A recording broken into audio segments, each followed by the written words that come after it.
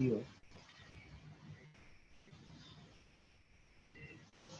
Hello, हाँ चीमा, आपको Rubina greenwood ने भेजा है लिंक, आप उसको उनका रूबीना ने भेजा है आपको। Hey Saghir, we are live and go ahead and start. Saghir. Farhan, thank you. Can you guys hear me? Yes. Yeah, okay. You guys can hear. Yeah. Okay. Good morning, everybody. Welcome. I truly appreciate all the speakers and the participants.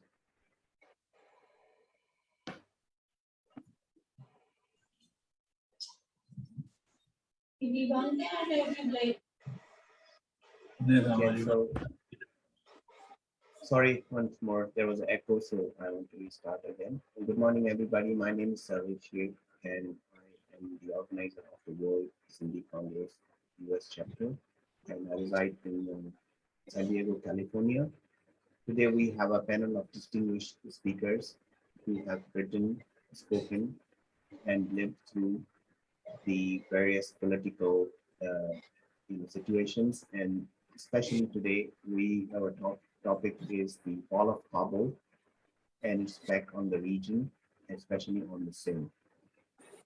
As we know, this is one of the significant news coming out of the region. There are lots of concerns. There are in terms of its impact on Afghanistan itself and people of Afghanistan, but as well as also region, especially Pakistan and South Asia in general. So without much ado, we have, yes, so we have several speakers today. We have Naweed, he is from Hong Kong, and then we have Khalique Junejo, then we have Jami Chandio from Sindh, and then Dr. Lakhu, Luhana, and then Rubina Greenwood. Those are our speakers today who are able to join, and there must be one more speaker to join. So I think without much waiting, I will first of all introduce Mr. Naweed. He is the director of the International Human Rights Council. He's based in Hong Kong. He's originally from Sindh and has been working on various issues concerning the Sindh and human rights issues in Pakistan and the region, issues of religious minorities, issues of rights of Sindh, issues on extrajudicial killing, as well as enforced disappearance as well. So Mr. Naweed is a exile from Sindh in Pakistan, and he now lives in Hong Kong. So I invite Mr. Naweed to start and present his position for 10 minutes or so maximum. So every speaker has about 10 minutes to present their position. So please, thank you. Naweed. Thank you very much. Yes, thank you, Saghir Sahab, and thank you, World Sindhi Congress. मैं ये सोच रहा था कि शायद मुझे बाद में बोलना पड़े तो दूसरों के भी ख्यालात चोरी कर लूंगा, लेकिन अभी मैं अपने ख्यालात पेश करता हूँ। तो ये बहुत इम्पोर्टेंट टॉपिक है कि उसमें फॉल ऑफ काबुल और उसके साथ जो रीजन में सिचुएशन होगी, लेकिन इससे बढ़ के जो है वो ये कि सिंध पे इसके क्या असरात पड़ेंगे। फॉल ऑफ ढाका अभी तक किसी को समझ में नहीं आ रहा है, या कम से कम मुझे नहीं समझ में आ रहा कि ये है क्या, कि 15 दिन से जो है कोई पता ही नहीं चल रहा है कि किसकी गवर्नमेंट है, और तालिबान जो हैं वो अपने तौर पे यकीन दहानियाँ करा रहे हैं कि हम ऐसा नहीं करेंगे, हम औरतों के साथ सही रहेंगे, हम लोगों के राइट्स को देखेंगे, वो जो पिछली दफ़ा वो करते रहे उससे मुख्तलिफ है। और अभी उनको अपने ओहदेदार भी चुनने का मौका नहीं मिल रहा है, पता नहीं कौन कौन से प्रेशर है उनके ऊपर। और ये लग रहा था कि दोहा में उन्होंने अमरीकियों से कोई प्लान पूरा तैयार किया है, और वो काबुल में जो है وہ اقتدار پہ بیٹھتے ہی وہ سارے پلان پر عمل کریں گے، لیکن یہ بھی نہیں نظر آیا، اور کیوں ایک دم سے امریکہ کو ایسی پڑی کہ بھاگنا پڑا اور کوئی پلان دیے بغیر. پھر اسی طرح وہاں پر غنی، اشرف غنی جو ہے، ان کی گورنمنٹ بھی بھاگ گئی. ایک کیاس سا لگتا ہے کہ کیوں بھاگی. اور ایک اور عجیب بات لگتی ہے کہ وہاں پہ نہ جو پارٹیاں برسر اقتدار تھی انہوں نے کوئی پولیٹیکل گروپ بنایا کہ جو ایسی چیزوں کو لے کر چلے، اور امریکہ کا جو بھی تھا یا فارن فورسز کا، نیٹو کا، انہوں نے بھی کوئی پولیٹیکل فورس پیرالل نہیں شکل دی. لگتا ہے کہ وہ اس کیاس کو کیری کرنا چاہتے ہیں اپنے الٹیریئر موٹیوز کے لیے، اور انہوں نے جو ہے وہ صرف طالبان کو ایک بارگیننگ پوزیشن سمجھی کہ اسی سے ہی بارگین کیا جائے. کوئی اور فورس انہوں نے آنے بھی نہیں دی، اور نہ ہی جو ہے وہ وہاں پہ ملٹری فورس ان کی سسٹین کر سکی، وہ بھی بھاگ گئی. تو یہ تو پورے ریجن پہ ایک لگتا ہے کہ بہت برے اثرات چھوڑا ہے. اور اب یہاں پاکستان سے ISI بھی چلی گئی ہے، اور یہ کہنے کے لیے کہ جی، یہ بتانے کے لیے دنیا کو کہ جی یہ ہمارے اپنے بچے ہیں اور ہم انہیں ڈیل کر لیں گے. لیکن یہ سمجھ میں نہیں آتا کہ وہ وہاں پہ کیا کرنے گئے ہیں. کیا گورنمنٹ ہیلپ کرنے گئے ہیں، یا یہ کہ اپنے اسیٹس دیکھ رہے ہیں، یا یہ کہ وہ انڈیا کے خلاف وہاں پہ کوئی بہت بڑا فرنٹ بنانے کے چکر میں، جس میں یہ ظاہری بات ہے وہ ناکام رہیں گے.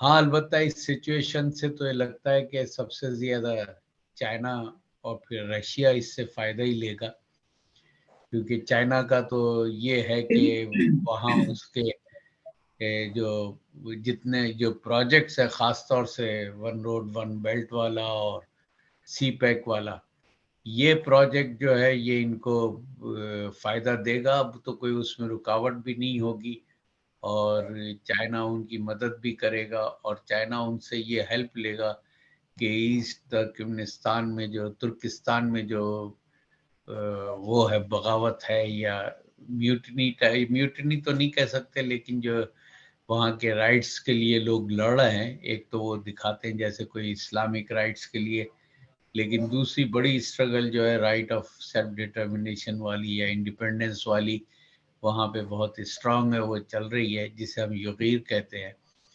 تو اس میں وہ طالبان سے مدد لیں گے، اور طالبان کے کوئی اچھے ارادے بھی نہیں لگتے کہ جس طرح انہوں نے کشمیر کے بارے میں بیان دیا اور پھر بعد میں اس کو درست کرتے بیٹھے ہیں کہ نہیں ہم نے یہ کہا، ہم نے وہ کہا. تو ریجن میں تو مجھے لگتا ہے کہ یہ کوئی چیز نارمل نہیں رہے گی، اور پتہ نہیں ایران کس طریقے سے ان کو ڈیل کرے گا، کیونکہ ایران کے لیے پھر ایک پرابلم ہے یہ بہت بڑا.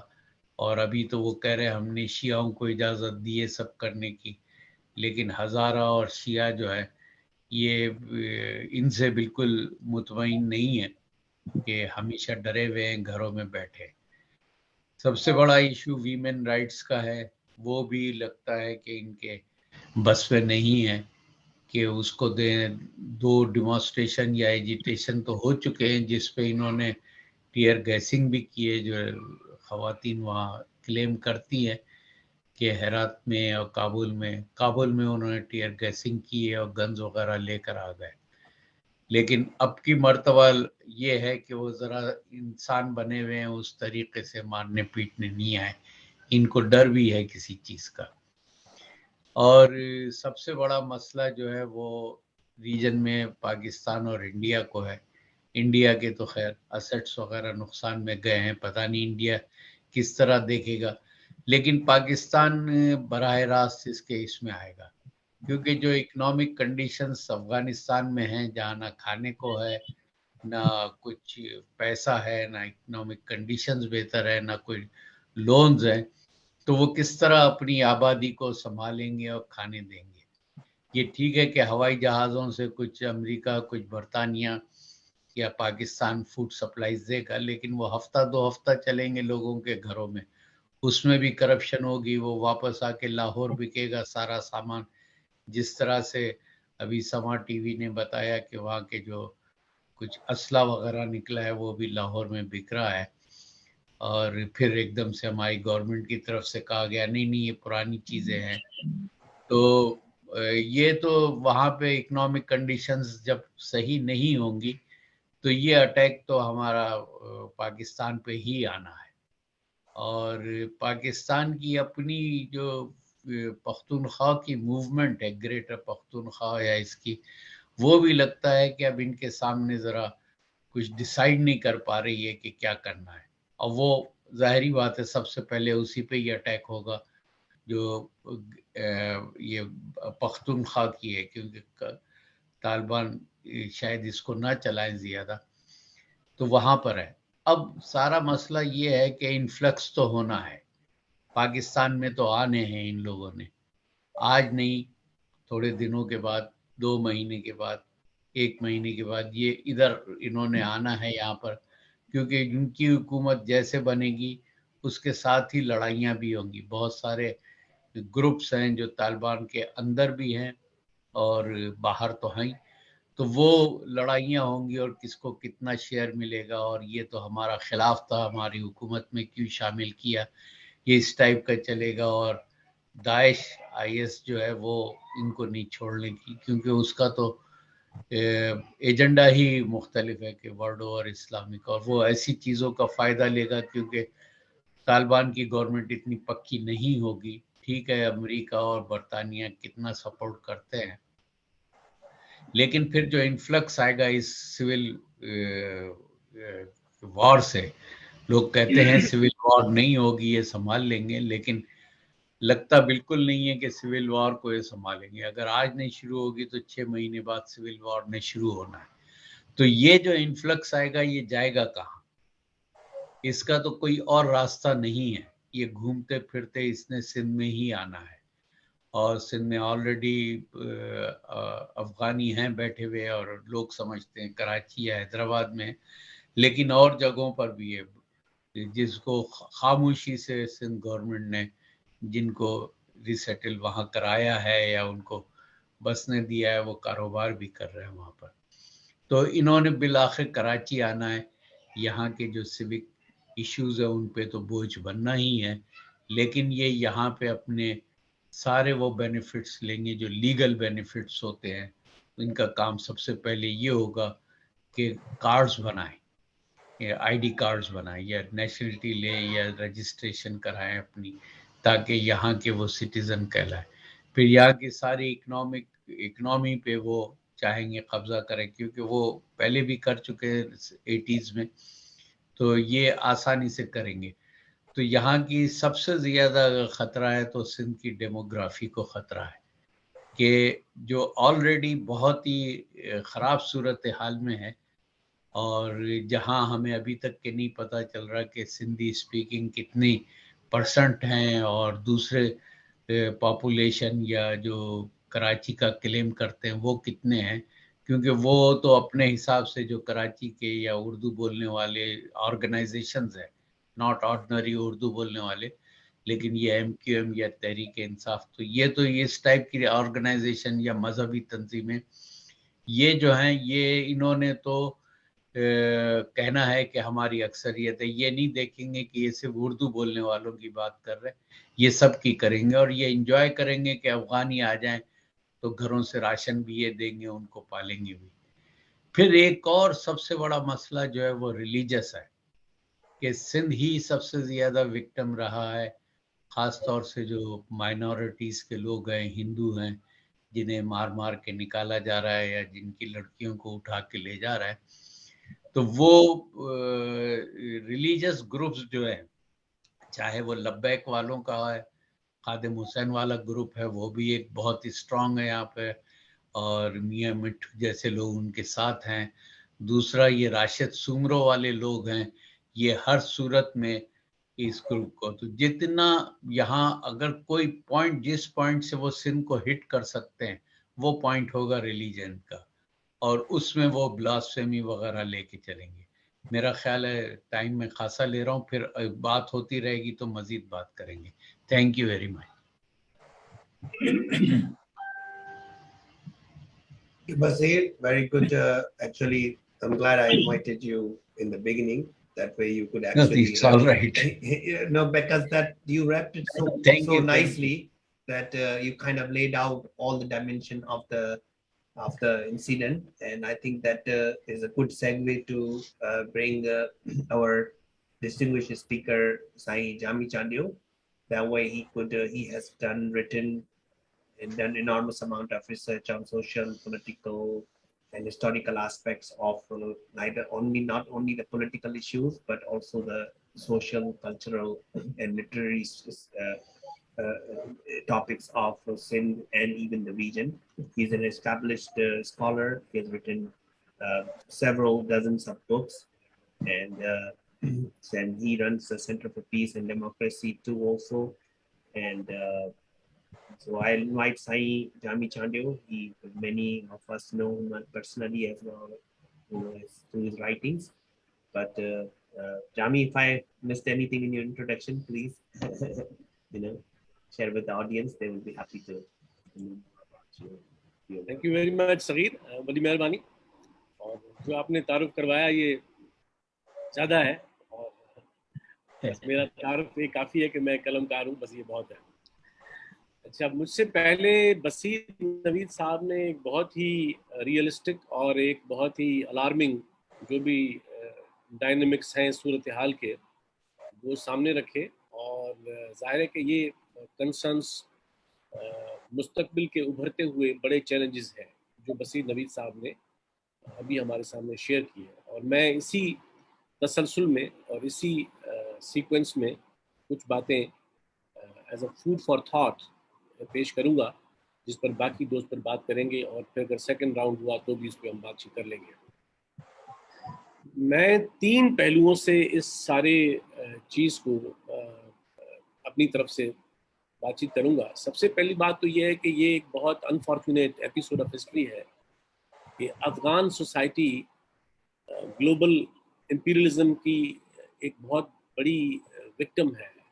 और ये जो आम तौर पे अब आजकल अफ़गान इमेज, अफ़गान सोसाइटी का जो तस्वुर है, जिस तरह से पेश कर दिया गया है या इस्टेब्लिश कर दिया गया है कि शायद सारी अफ़गान सोसाइटी तालिबान की सोसाइटी है, या सारी अफ़गान सोसाइटी जो है अफ़गानिस्तान की सोसाइटी वो कोई मजहबी इंतहा पसंद सोसाइटी है, हकीकत उसके बिल्कुल बरक्स रही है. और हकीकत ये है कि अगर हम 50 की दिहाई और 60 की दिहाई और 70s और 80s के ज़माने का काबुल देखें और उस ज़माने की अफ़गान सोसाइटी देखें, तो हर सोसाइटी की तरह वहाँ कंजर्वेटिव एलिमेंट्स भी थे, और वहाँ के देहाती समाज में मजहबियत बहुत थी, जैसे हमारे यहाँ भी हमेशा रही है. लेकिन काबुल मुस्लिम वर्ल्ड का एक बहुत ही एडवांस एक तरह का शहर था, जहाँ ज़िंदगी के वो तमाम जदीद रंग थे जो किसी भी मॉडर्निटी के हवाले से हम देखना चाहते हैं.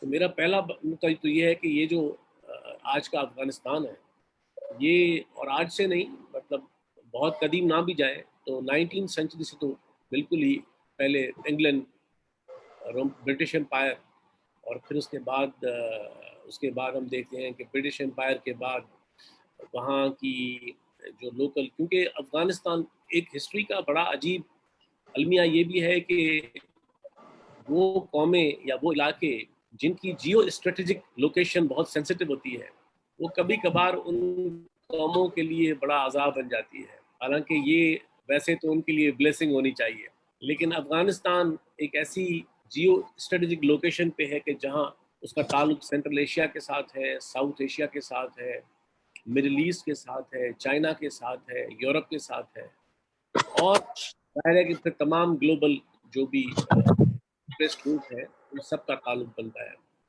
तो मैं समझता हूँ कि सबसे पहली बात तो ये कि जो हम आजकल देख रहे हैं तरह से ये सब हुआ है, तो ये अफ़गान सोसाइटी के साथ एक बड़ा तारीख का हादसा है. और हम बतौर सिंधी के, बतौर एक आज के दौर के सिटीजन्स के, आज के दौर के बाशऊर शहरियों के, लोगों के, और बतौर खुद एक अपनी कौमियत के, हम اپنے افغان دوستوں کے ساتھ، بھائیوں کے ساتھ، اس معاشرے کے ساتھ دلی ہمدردی کرتے ہیں کہ کس طرح سامراجی جنگوں نے اور ایک امپیریلسٹ جو انٹرسٹ تھے، اور پھر ان کی جو کلائنٹ اسٹیٹ پاکستان نے جس طرح رول پلے کیا، اور پھر کس طرح یہ پورا ایک مینیجڈ جو فینیٹک ایک موو تھی، اس کے نتیجے میں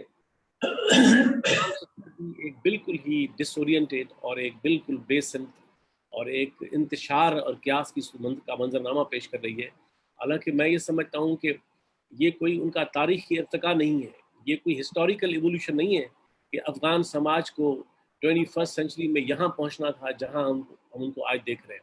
تو سب سے پہلے تو میں اپنے افغان اور میرا چونکہ وہاں اتفاق سے طالبان کے بعد جانے کا اتفاق بھی ہوا تھا، اور پھر ویسے بھی ریجنل فورمز پہ اور انٹرنیشنل فورمز پہ کافی افغان دوستوں کے ساتھ اٹھنا بیٹھنا رہا ہے.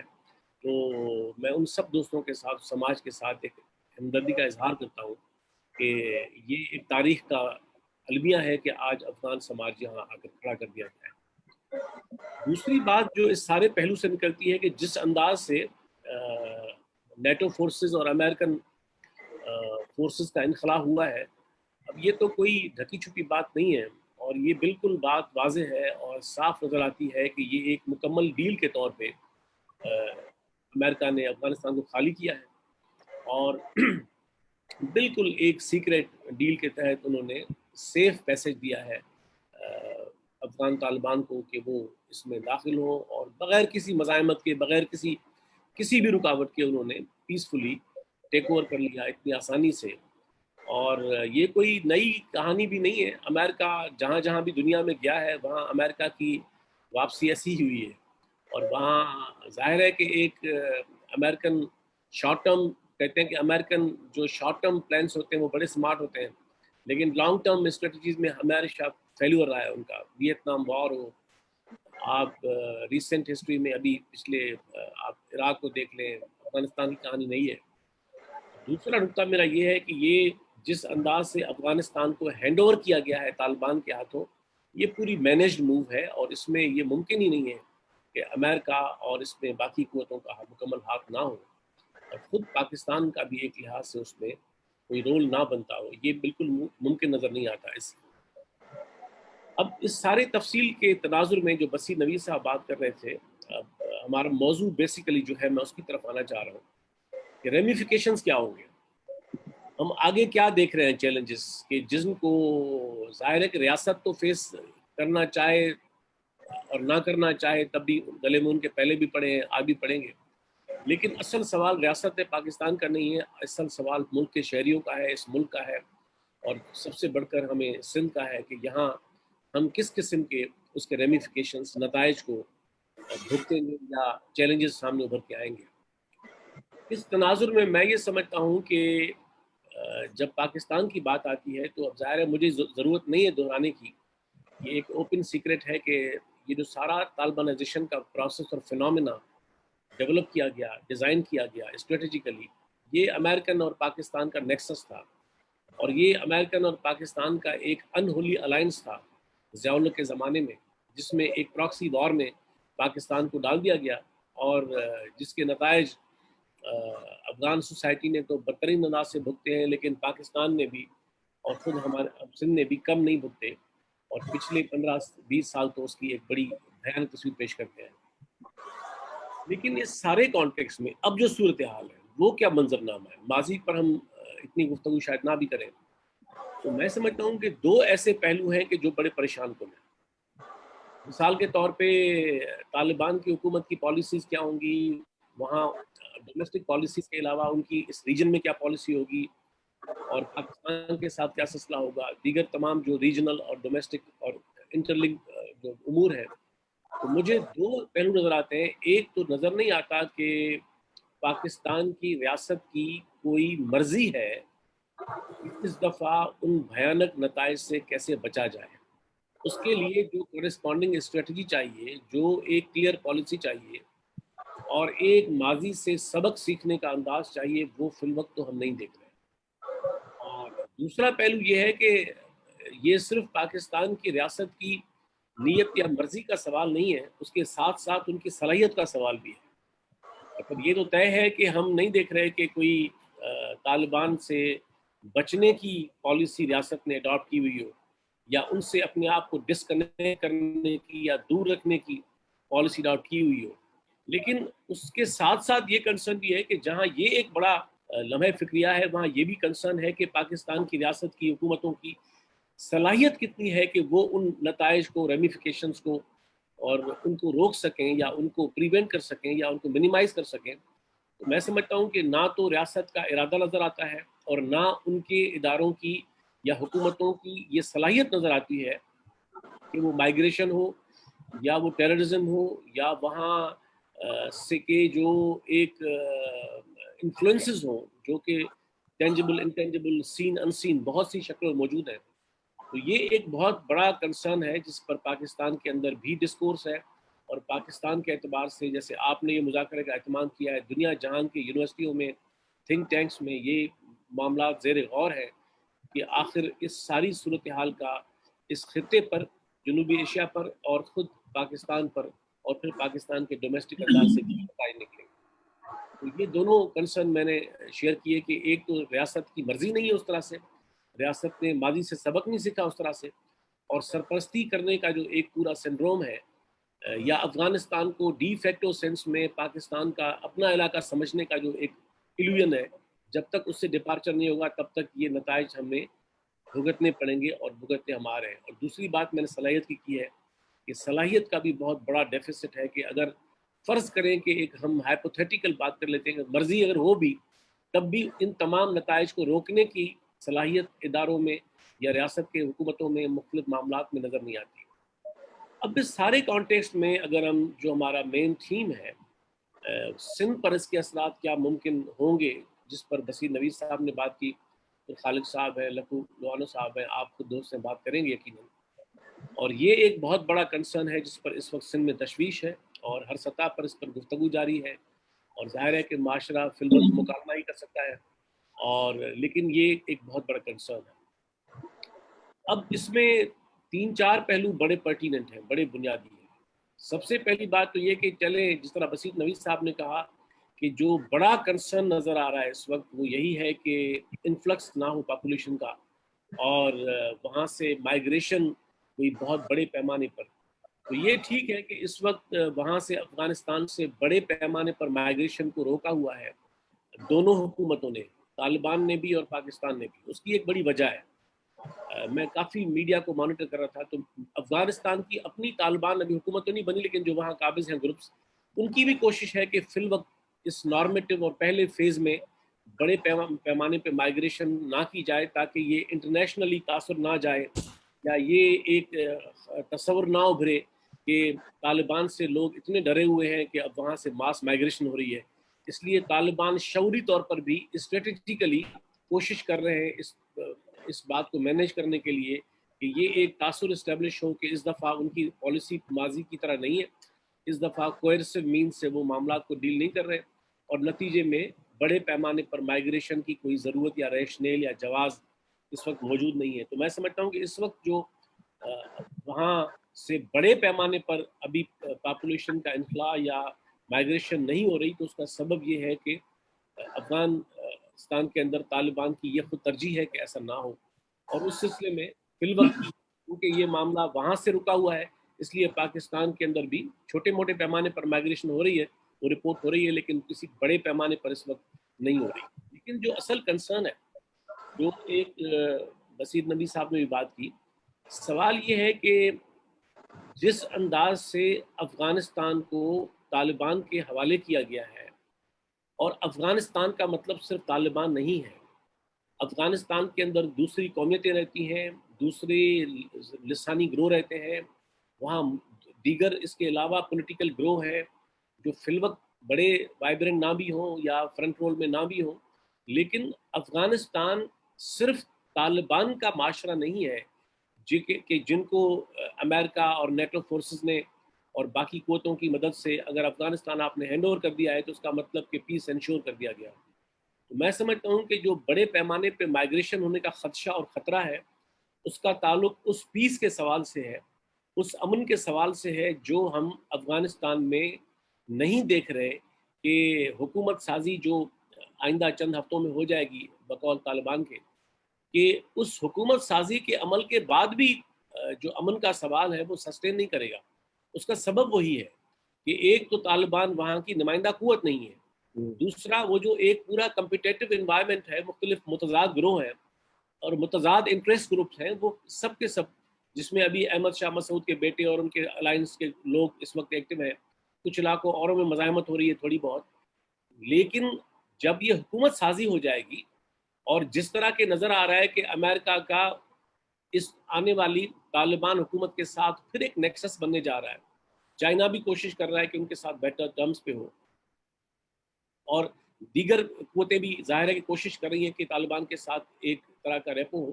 تو میں نہیں سمجھتا کہ افغانستان کے اندر ایک پائیدار امن کا سوال یقینی ہوا.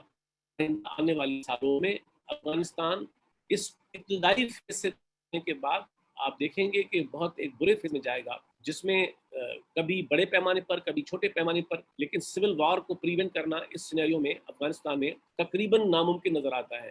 اور جیسے ہی افغانستان کے حالات خراب ہونے جائیں گے یا خراب ہونے کی صورتحال ہے، تو اس کا جو فوراً ایک نتیجہ سامنے آئے گا وہ مائگریشن ہے. اور افغان سوسائٹی کے بارے میں صرف یہ تصور ہے کہ وہ صرف ایک مذہبی معاشرہ ہے، نہیں، وہ ایک مرکنٹائل ایک اس کا حصہ معاشرے کا بھی ہے. وہاں بیوپار بہت وائبرنٹ ہے، بہت سے طرح کے لوگ ہیں. تو یہ جو مائگریشن اس وقت پہلے فیز میں نظر نہیں آ رہی اس قدر، یہ اگلے فیز میں ہمیں نظر آئے گا. اور جیسے ہی مائگریشن ہوگی تو آپ دیکھیں کہ اس کا سب سے بڑا نزلہ جو ہے وہ سندھ پر گرتا ہے، اور خاص طور پر اس کے دارالحکومت کراچی پر گرتا ہے، کیونکہ ان کی پہلے سے افغان یا پشتون آبادی کا بہت بڑا حصہ باہر رہتا ہے. اب تو افغان یا پشتون ہمارے دوست یہ بھی کلیم کرتے ہیں کہ دنیا میں سب سے بڑا شہر ان کا کراچی ہے. تو چونکہ وہاں سپورٹ میکینزم موجود ہے، وہاں ڈیموگرافی کا ایک بڑا حصہ پہلے سے ویل سیٹلڈ ہے، اور اکنامک ان روڈز آؤٹ روڈز کے دروازے پہلے سے کھلے ہوئے ہیں، اور سندھ حکومت کا انتظام بہت ہی کمزور اور نالائق ہے، اور ریاست کی طرف سے کوئی انتظام نہیں ہے کہ وہاں پریونٹ کیا جائے اس طرح کی لیجیٹیمائز کرنے کے سلسلے کو. اس لیے یہ تمام عوامل مل کر جو تصویر ایک تشکیل کرتے ہیں وہ یہی بنتی ہے کہ جب بھی افغانستان میں جیسے ہی امن کا سوال ڈسٹرب ہوا، سب سے پہلے مائگریشن کا سوال اٹھے گا، اور جب مائگریشن آتی ہے تو سب سے بڑا اس کا بوجھ سندھ کے اوپر اور اس کے دارالحکومت کراچی شہر پر پڑتا ہے. اس کو روکنے کے لیے جو میکرو سطح پر بہت سنجیدہ قسم کی تدابیر چاہیے، جو میکینزمز چاہیے، جو ویجیلنس چاہیے، وہ نظر نہیں آ رہی کہ وہ سندھ حکومت کے ٹیبل پر بھی ہو اور وفاقی حکومت کے ٹیبل پر بھی ہو. صرف لپ سروس ہے، زبانی کلامی باتیں ہیں، لیکن عملاً سرزمین پر دونوں حکومتوں کے پاس کوئی، اور یہ صرف آج کی بات نہیں ہے، یہ پچھلی کئی دہائیوں کا سلسلہ ہے کہ دونوں حکومتوں میں چاہے کسی بھی جماعت کی حکومت رہی ہو، لیکن ایک کرمنل نیگلیجنس ہے جو ہم دیکھتے آئے ہیں. اور صرف یہ معاملہ صرف لاپرواہی کا نہیں ہے، یہ پالیسی کا بھی ہے کہ وہاں آپ نے سیٹلمنٹ کروائی ہے. تو ایک بڑا تو سوال یہ ہے. دوسرا، اس کے ساتھ میں صرف 2-3 نکات کی بات پوری کر رہا ہوں فرسٹ راؤنڈ میں. دوسرا جو بہت بڑا سوال ہے سندھ کے اندر وہ یہ ہے کہ آپ دیکھیں کہ سندھ کے اندر جو اکنامک اپرچونٹیز ہیں وہ پہلے سے ہی بہت محدود ہے. جس انداز سے پاپولیشن گروتھ ہوئی ہے، جس انداز سے آبادی بڑھی ہے، آبادی بڑھ رہی ہے، ہمارے یہاں بھی تقریباً 67% پاپولیشن نوجوانوں کی ہے. اس کووڈ کی صورتحال نے روزگار کے مواقع کو اور اسکویز کر دیا ہے. تو ایک بات بہت کم اور مختصر گنجائش ہے اکنامک وائبرنسی کی اور مواقع کی، وہاں ایک بالکل نئے سرے سے پاپولیشن کا اس بڑے پیمانے پر آنا یہ ایک بہت بڑا کنسرن ہے. اور ظاہر ہے کہ اکنامک جو مائگریشن ہے وہ صرف اکنامک نہیں ہوتی، وہ تو پہلے فیز میں اکنامک ہوتی ہے، بعد میں وہ سوشلائز ہو جاتی ہے، وہ پولیٹیکلائز ہو جاتی ہے، آرگنائز ہوتی ہے، اور پھر اس کے کراس کٹنگ جو نتائج ہیں وہ پولیٹیکل، سوشل، اکنامک، انوائرمنٹل اور ہر طرح کے سامنے آتے ہیں، جو کہ پہلے بھی سامنے آتے رہے ہیں، آج بھی سامنے آئیں گے. تیسری بات جو اس سارے سلسلے میں وہ یہ ہے کہ جو کانفلکٹس اور تنازعات ہم اپنے صوبے سندھ کے اندر پچھلی کوئی 30-40 سال سے صورتحال کو دیکھ رہے ہیں، ان تنازعات میں بڑے عرصے کے بعد ایک تھوڑا بہت ایک بہتری آئی ہے. MQM کے زوال نے اور MQM کے ایکسپوز ہونے نے اس کو بڑی تقویت دی ہے، اور اب میں سمجھتا ہوں کہ سندھ میں سندھی اور اردو بولنے والے لوگوں کے درمیان بھی ایک اچھی خاصی ہم آہنگی ڈیولپ ہو رہی ہے، جو مستقل آبادیاں ہیں صوبہ سندھ کی یا دیگر لوگ ہیں. تو ایک بڑے عرصے کے بعد یہاں ہم دیکھ رہے ہیں کہ جو تنازعات کا ایک سلسلہ تھا وہ ایک حد تک ہارمونائز ہونے جا رہا ہے ایک اپنے نیچرل پروسیس کے ساتھ. لیکن میں سمجھتا ہوں کہ اس افغان پاپولیشن کی مائگریشن کے بعد پھر اندیشہ ہے کہ یہ جو وقتی طور پر صورتحال تھوڑی بہت بہتر ہوئی ہے، تنازعات کی پھر سے یہ سر اٹھائے. اور اس میں آپ کو پتہ ہے کہ مائگریشن صرف نہیں ہوتی، ہتھیار آتے ہیں، اللیگل کام آتے ہیں، اللیگل بزنس آتے ہیں، اور اللیجیٹیمیٹ انٹرسٹ آتے ہیں. ایک پورا پیکیج ہے جو اس مائگریشن کے ساتھ ساتھ آتا ہے. تو یہ جو صوبہ سندھ کے اندر جو پولیٹیکل ہارمنی ہے اس کو بھی ایک بڑا خطرہ درپیش ہوگا اگر یہ انخلا روک نہ سکا. آخری بات جس پر بصیر صاحب نے بھی بات کی، میں بھی کہنا چاہوں گا، وہ یہ ہے کہ خود جیسے پاکستان 40 سال پہلے والا معاشرہ نہیں رہا، اسی طرح صوبہ سندھ بھی ظاہر ہے کہ ماضی کا معاشرہ نہیں رہا. اس پر خالق جنیجو صاحب، ہم سب دوست ہر فورم پہ بات کرتے رہے ہیں کہ ظاہر ہے سندھ کا معاشرہ بھی کوئی آئی لینڈ نہیں ہے، کوئی ڈسکنیکٹڈ فنومینا نہیں ہے، ہم بھی اسی دور میں اسی معاشرے کا حصہ ہے. تو وہ جو مذہبی انتہا پسندی، فرقے واریت کا جو زہر ضیاء الحق کے زمانے سے ایک انجیکٹ کیا گیا تھا پورے معاشرے کے اندر، اب اس کے اثرات ہم صوبہ سندھ میں بھی دیکھتے ہیں کہ یہاں فرقے واریت ہے، یہاں مذہبی انتہا پسند قوتیں ہیں، ان کا بڑا افیکٹو نیٹ ورکنگ ہے. آپ حساب لگائیں کہ تھرپارکر سے لے کر اور گھوٹکی تک اور شکارپور سے لے کر جیکب آباد تک اور حیدرآباد سے کراچی تک، یہ تمام جو زونز تھے، اب ان تمام زونز میں ان مذہبی اور فاشسٹ اور انتہا پسند تنظیموں کے نظر آنے والے اور نظر نہ آنے والے بڑے افیکٹو اور بڑے مضبوط اور مربوط نیٹ ورکس ہیں.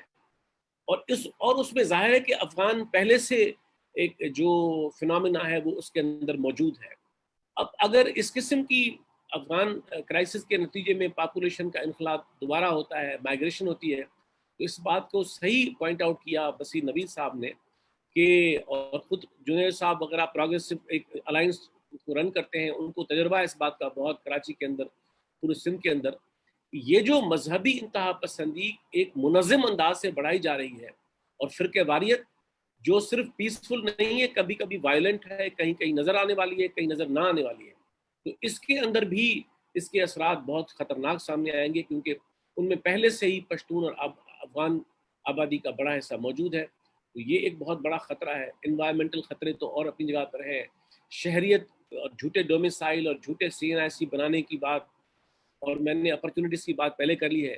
تو ایک بڑا کمپلیکس سینیریو ہے پہلے سے ہمارے صوبے کے اندر، جس کو بڑی مشکل سے کچھ پہلوؤں سے اس میں معاشرہ اپنی رفتار سے ایک بہتری کی طرف جانے کی کوشش کرتا ہے. لیکن پھر یہ ریجنل انٹرنیشنل انٹرونشنز اور افغانستان کا کرائسس، ریاست پاکستان کی نااہلی، سندھ حکومت کی نااہلی، یہ تمام فیکٹرز ہیں کہ جو ہمیں نظر آ رہا ہے کہ اگر یہ مائگریشن دوبارہ ہوئی تو اس کے پولیٹیکل، اس کے کنونشنل معنوں میں، اس کے سماجی، اس کے معاشی، اس کے ثقافتی، اس کے مذہبی انتہا پسندی کی روح سے اور بہت طرح سے اس کے ہماگیر اثرات ہوں گے. اور یہ ظاہر ہے کہ اثرات جو ایک معاشروں پر پڑتے ہیں ان کے اثرات سالوں کے نہیں ہوتے، وہ ڈیکیڈز کے ہوتے ہیں، وہ لانگ ٹرم ہوتے ہیں، اور بہت سے اثرات تو پیرینیل پرماننٹ ہو جاتے ہیں. جیسے ہم ضیاء الحق کے زمانے کے اثرات آج بھی بھگت رہے ہیں. ضیاء الحق کے زمانے کی مائگریشن اور پوری پالیسی کو یہ ملک اور معاشرہ اور صوبہ سندھ آج بھی بھگت رہا ہے.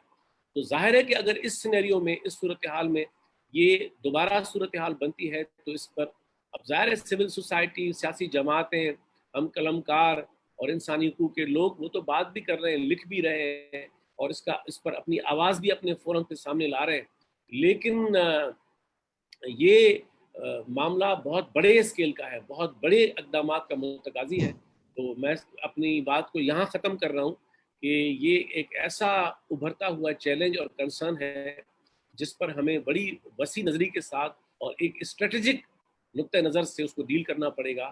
تب جا کر ہم اس کے اثرات کو، اور حکومتوں پر ایک دباؤ ڈالنا پڑے گا एक एडिक्वेट प्रेशर डालना पड़ेगा कि वो इस सिलसिले में अपनी इस मुजरमाना लापरवाही और नाअहली को किसी तरह से रोक सकें और इस बात को के खतरात को मिनिमाइज किया जाए। और आपका बहुत शुक्रिया, फिर मैं बाकी दूसरों को सुनूंगा। So thank you very much, Jami. And this is where his genius lies in. He can narrate all the most difficult challenges and grave problems in such a rational and calm way. So thank you very much. It was a really very illuminating analysis of the situation. And that's what we wanted to hear from our distinguished panels. I also want to share that this program is also being broadcast live on Facebook, and we have about more than 45 people attending on the Facebook, in addition to about a dozen or so on the Zoom. And they are sending all the good comments.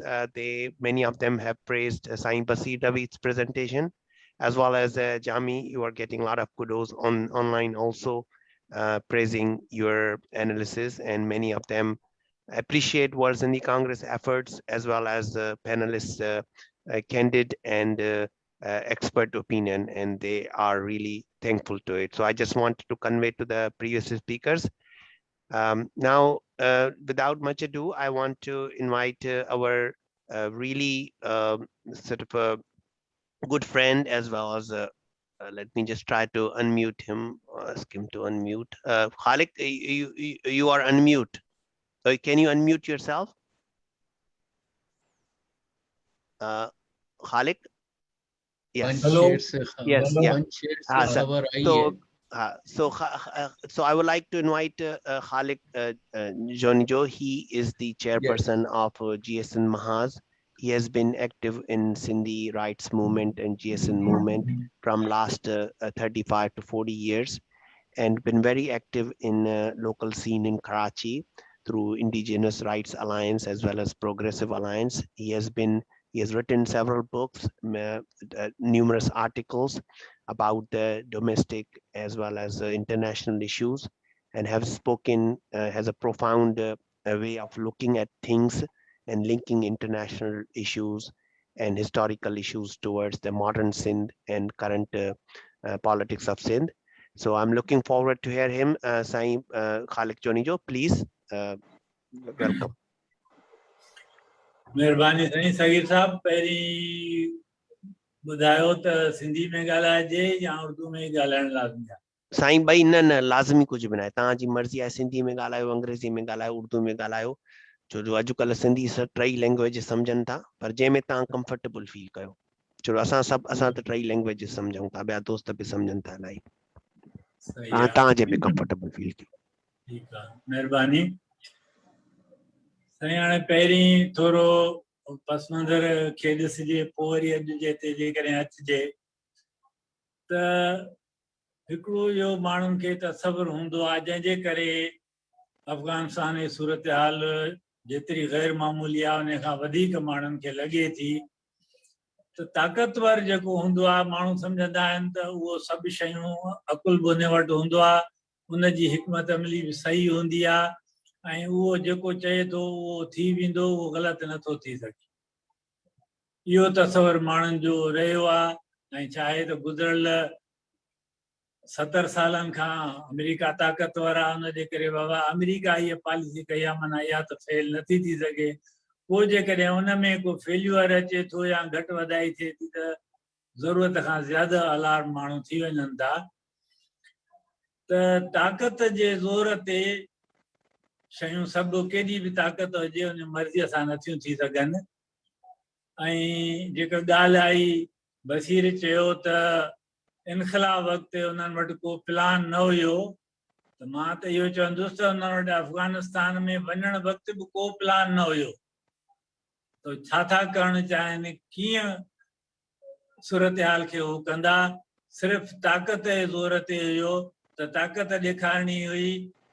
Soviet union उतां निकिरी चुको हुयो ऐं claim इहो हुयो America ऐं तालिबान उनखे कढियो आहे। त अमेरिका इहो चाहियो त हाणे दुनिया ते जेको सुपर पावर जो हिकिड़ो तसवुरु उभरियो हो, उहो दुनिया खे करे ॾेखारियूं त असां ई वाहिद सुपर पावर आहियूं। त कंहिं बि प्लान खां सवाइ सिर्फ़ु ताक़त जे ज़ोर ते उन्हनि चयो त वञी ऐं 2-4 ॾींहंनि में तालिबान खे ख़तमु था कयूं। जेके ख़बरूं आयूं त तालिबान कंहिं हिकिड़े महदूद हद ताईं हामिद करज़ई ऐं उन मार्फत अमेरिका सां ठाह करण लाइ वीचारा त उन्हनि खे हिकिड़ो लिमिटेड रोल ॾिनो वञे या जीअं चइजे त ज़िंदह रहण ॾिनो वञे। अमेरिका सरकार चयो त न, इन्हनि खे ख़तमु करिणो आहे। ऐं पोइ नतीजो उहो ई थियो जेको वियतनाम में थियो, उन खां वधीक ख़राबु थियो। छो त को बि प्लान हो, जॾहिं ताक़त ते जेको माण्हू भाड़ींदो आहे उहो अकुल खां घटि भाड़ींदो आहे। सो हुन जे करे इहो थोरे घणे फ़र्क़ सां ईअं थियणो हुयो। ऐं उन में इहो बि ॾिसिजे त चयो वञे थो त तालिबान या अफ़गानी माण्हुनि लगातार सुपर पावर्स खे शिकस्त ॾिनी आहे। इहो बि हिकिड़ो पासो आहे, पर इहो बि पासो ॾिसिजे त सुपर पावर्स अफ़गानिस्तान खे पंहिंजे जियो स्ट्रेटेजिक पॉलिसियुनि लाइ इस्तेमालु बि त न कयो आहे। अमेरिका जेको 80s में आयो हुयो, ॿिया खोड़ हुन जा पासा आहिनि, तफ़सील में नथा वञूं। हिकिड़ो इहो बि हुयो त वियतनाम जो जेको भूत हो, जेको चयो वेंदो आहे, उहो अमेरिका खे खाईंदो पियो रहे। इहे बि ख़बरूं आयूं पिए। अमेरिका मां जेके विड़ी जनरल ऐं फ़ौजी आया, उन्हनि खे राति जो भवाइता ख़्वाब ईंदा हुआ त उहो वियतनाम वारो बदिलो वठणु सोवियत यूनियन खां बि हिकिड़ो पर्पज़ हो अमेरिका जो। ऐं उहो न हासिल कयो, तबाही अफ़गानिस्तान जी थी। वरी जॾहिं हाणे अमेरिका बिना कंहिं मंसूबे जे ताक़त जे ज़ोर ते अफ़गान में चढ़ाई कई त सोवियत यूनियन जो जानशीन जेको रशिया हुयो, वरी उनखे मौक़ो मिलियो त 80s वारो बदिलो अमेरिका खां वठे। इहा कहाणी लिकल छुपियल ॻाल्हि न रही आहे त घटि में घटि पोएं हिसे में जेके 20 साल आहिनि, जेकॾहिं शुरूअ में न त उन पोयां 10 साल में त रूस जी हिमायत सियासी ऐं मादी ॿिन्ही क़िस्म जी तालिबान खे हुई त अमेरिका खे सबक़ सेखारिजे, ऐं पिणु ईरान जी। त वरी बि तबाही अफ़गानिस्तान जी थी। त इन आस्पेक्ट ते बि ॻाल्हि ॿोल्हि थियणु घुरिजे मुख़्तलिफ़ फोरम्स में, जंहिं ते नथी थिए, रुॻो हिकिड़ो पासो थो ॾिठो वञे पियो त आलमी ताक़तुनि खे उन्हनि शिकस्त ॾिनी आहे। पर आलमी ताक़तुनि कीअं उनखे कयो आहे, ऐं नतीजो उनजो ॾिसो त अॼु खां 40 साल 50 साल अॻु में अफ़गानिस्तान लड़ंदो। जामी जेका ॻाल्हि चई, मां हुन सां इतफ़ाक़ कयां थो हुनजे में, त इहो सॼो माशरो ऐं हमेशह खां ईअं एतिरो मज़हबी न हुयो। काबुल जी ॻाल्हि कई, काबुल त ख़ैर अलॻि ॻाल्हि हुई। काबुल त पाकिस्तान जे शहरनि खां वधीक एडवांस्ड हुयो। बाक़ी समाज ऐं काबुल में वॾो फ़र्क़ु हुयो, इहो रखणु खपे। पर पोइ बि ओवरऑल ईअं मज़हबी बुनियाद परस्ती, ईअं दहशतगर्दी, ईअं फ़िरके वारियत, ईअं नस्ली जंगियूं अफ़गानिस्तान में न हुयूं। इहे जेके 2 जंगियूं थियूं आहिनि, जंहिं ते चयो थो वञे त अफ़गानिस्तान फतह हासिल कई, इहे उन्हनि 2 जंगियुनि जो नतीजो थियो आहे। सुपर पावर्स पंहिंजा मफ़ाद वरिता ऐं तबाही अफ़गान समाज जी थी। ऐं उन जा नताइज जेके हेॾे आया आहिनि, थोरो पोइ इन ते मां अचां थो। ऐं ॿियो एस्पेक्ट जेको मिस कयो थो वञे डिस्कशन में, त ॻाल्हि इहा थिए थी, जीअं पाकिस्तान में चयो मज़हबी इंतहा पसंदी ज़ियाल के दौर खां शुरू थी, ऐं अफ़गानिस्तान में मुदाख़लत ज़ियाल के दौर खां शुरू थी। इहो सफ़ा सभु पूरी तरह 100% इहो सच न आहे। इहा शुरूआत 70s में थी, भुट्टो हुकूमत में थी। मज़हबी इंतहा पसंदीअ जी शुरूआत उन जा बुनियाद बि हिते रखिया विया। रियासती मामलनि में मज़हब जी मुदाख़लत 70s में थी, 73 जे आइन सां थी। ॿिया जेके मामला थिया 70s में वग़ैरह में, तव्हां सभिनी जे साम्हूं आहिनि उहे। ऐं अफ़गानिस्तान में मुदाख़लत बि तॾहिं खां थी। गुलबदीन हिकमतियार ऐं बुरहानुद्दीन रब्बानी ऐं ॿिया जेके अब्दुल रसूल सयाफ इन्हनि खे जनाब ज़ुल्फ़कार अली भुट्टो साहब वठी आयो। उन्हनि जूं कैंपूं हिते 70s में क़ाइमु थी चुकियूं हुयूं ऐं उते जेको डॉक्टर दाऊद साहब आयो हो, जेको दाऊद साहब आयो हो, उहो नेशनलिज्म खे न सिर्फ़ पश्तून नेशनलिज्म खे उभारे पियो। उन जे टोड़ में पाकिस्तान ईरान सां गॾिजी, अमेरिका जे मदद सां गॾिजी ऐं उते अफ़गानिस्तान में मुदाख़लत कयईं। जेको सोवियत यूनियन खे नज़र आयो त ही त असांजे सरहद ते सभु काईंदा था अचनि पिया, पोइ सोवियत यूनियन फ़ौजियूं आंदियूं। मां हुनखे सोवियत यूनियन खे उन फ़ौजी मुदाख़लत ते भरीज़ मां उन ज़िम्मेवारीअ खां नथो कयां, पर शुरूआत तॾहिं खां थी आहे। इन शइ खे डिस्कस में आणणु घुरिजे, छाकाणि त अफ़गानिस्तान जी सूरत हाल पाकिस्तान जी सूरत हाल सां ॻंढियल आहे। इहो अफ़गानिस्तान में जेका मुदाख़लत शुरू थी, उन जा ई नतीजा आहिनि जेके अॼु भोॻियूं था। जंहिं ते मूंखां अॻु में ॿ मुंहिंजा दोस्त ॻाल्हाए विया आहिनि त जेको कुझु अॼु पाकिस्तान में थिए थो पियो, ऐं सिंध जेका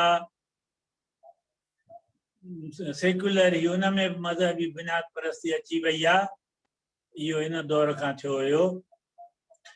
हाणे हिकिड़ो पालू अञा मां इन जो ॻाल्हि करे पोइ वरी सिंध ते अचूं था त जेको ईअं चंद ॾींहंनि में 2 हफ़्तनि जे अंदरि बग़ैर चइबो आहे जीअं गोली हलाइण जे तालिबान वञी काबुल ते पहुता, जंहिंजी कंहिंखे बि तवक़ो न हुई। इन जे लाइ मुख़्तलिफ़ ॻाल्हियूं कयूं वञनि थियूं।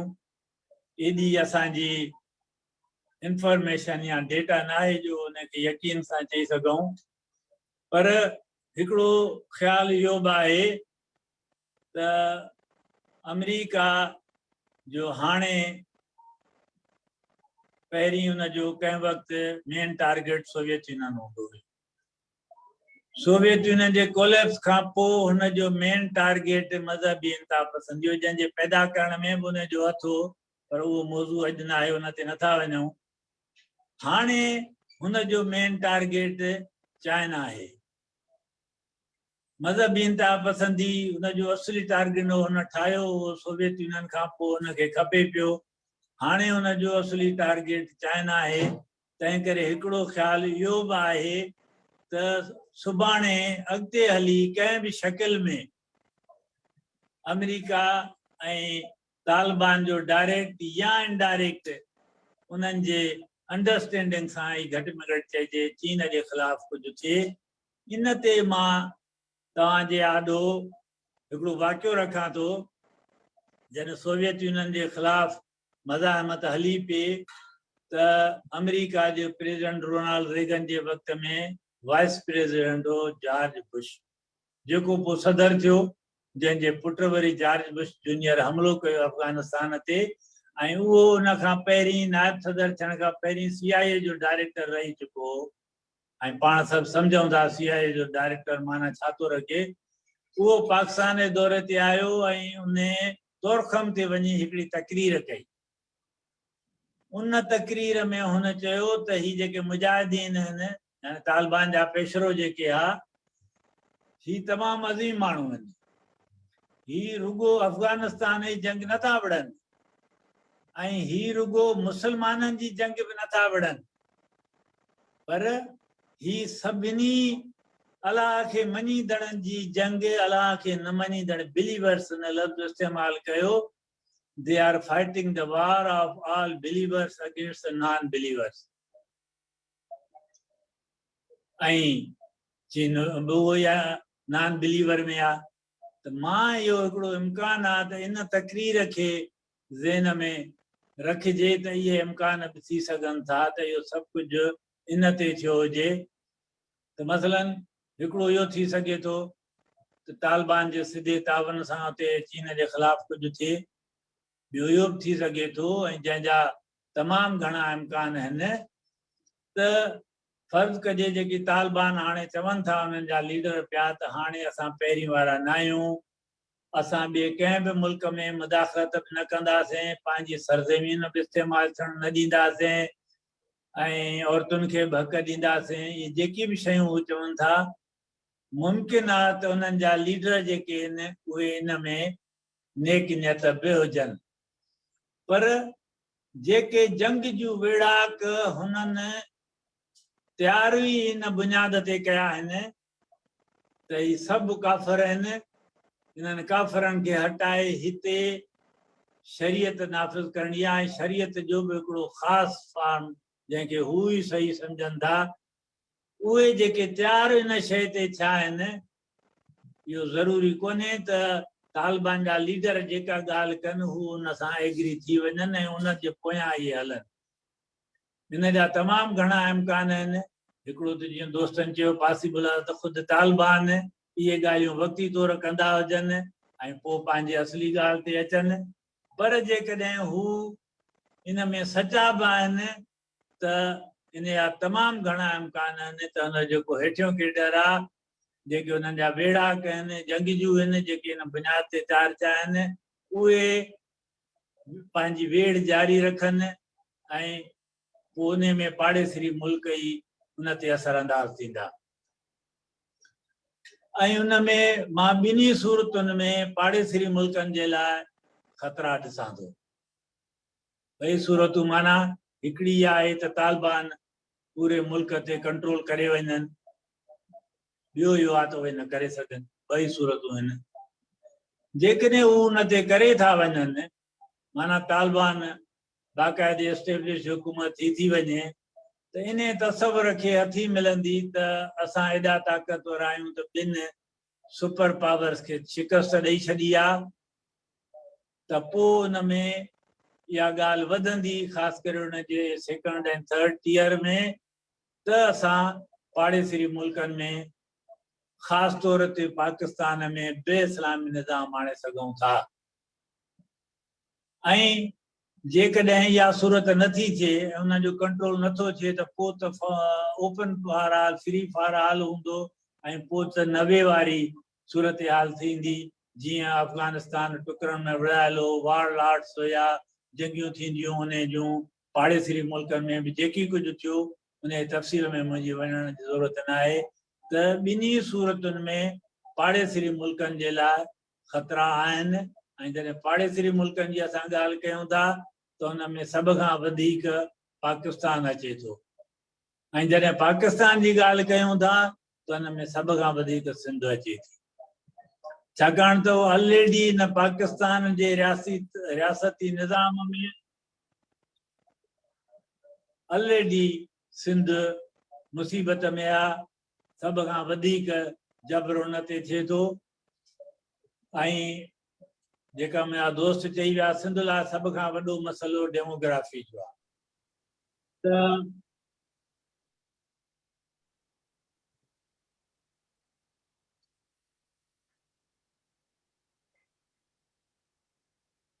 हलो ॻाल्हायो सही, आवाज़ अचे थो तव्हांजो।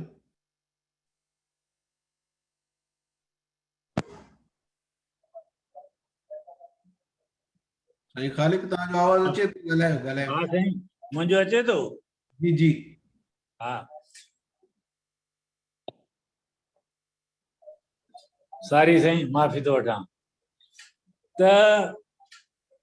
जॾहिं सोवियत यूनियन जे ख़िलाफ़ जेको जंग हली त बज़ाहिर त माण्हू उहे पाकिस्तान में ई आया, पर उन्हनि जो वॾो तइदाद सिंध में आयो, जंहिंमां कुझु वापसि विया आहिनि। वॾो तइदाद अञा हिकिड़े मौजूदु आहे।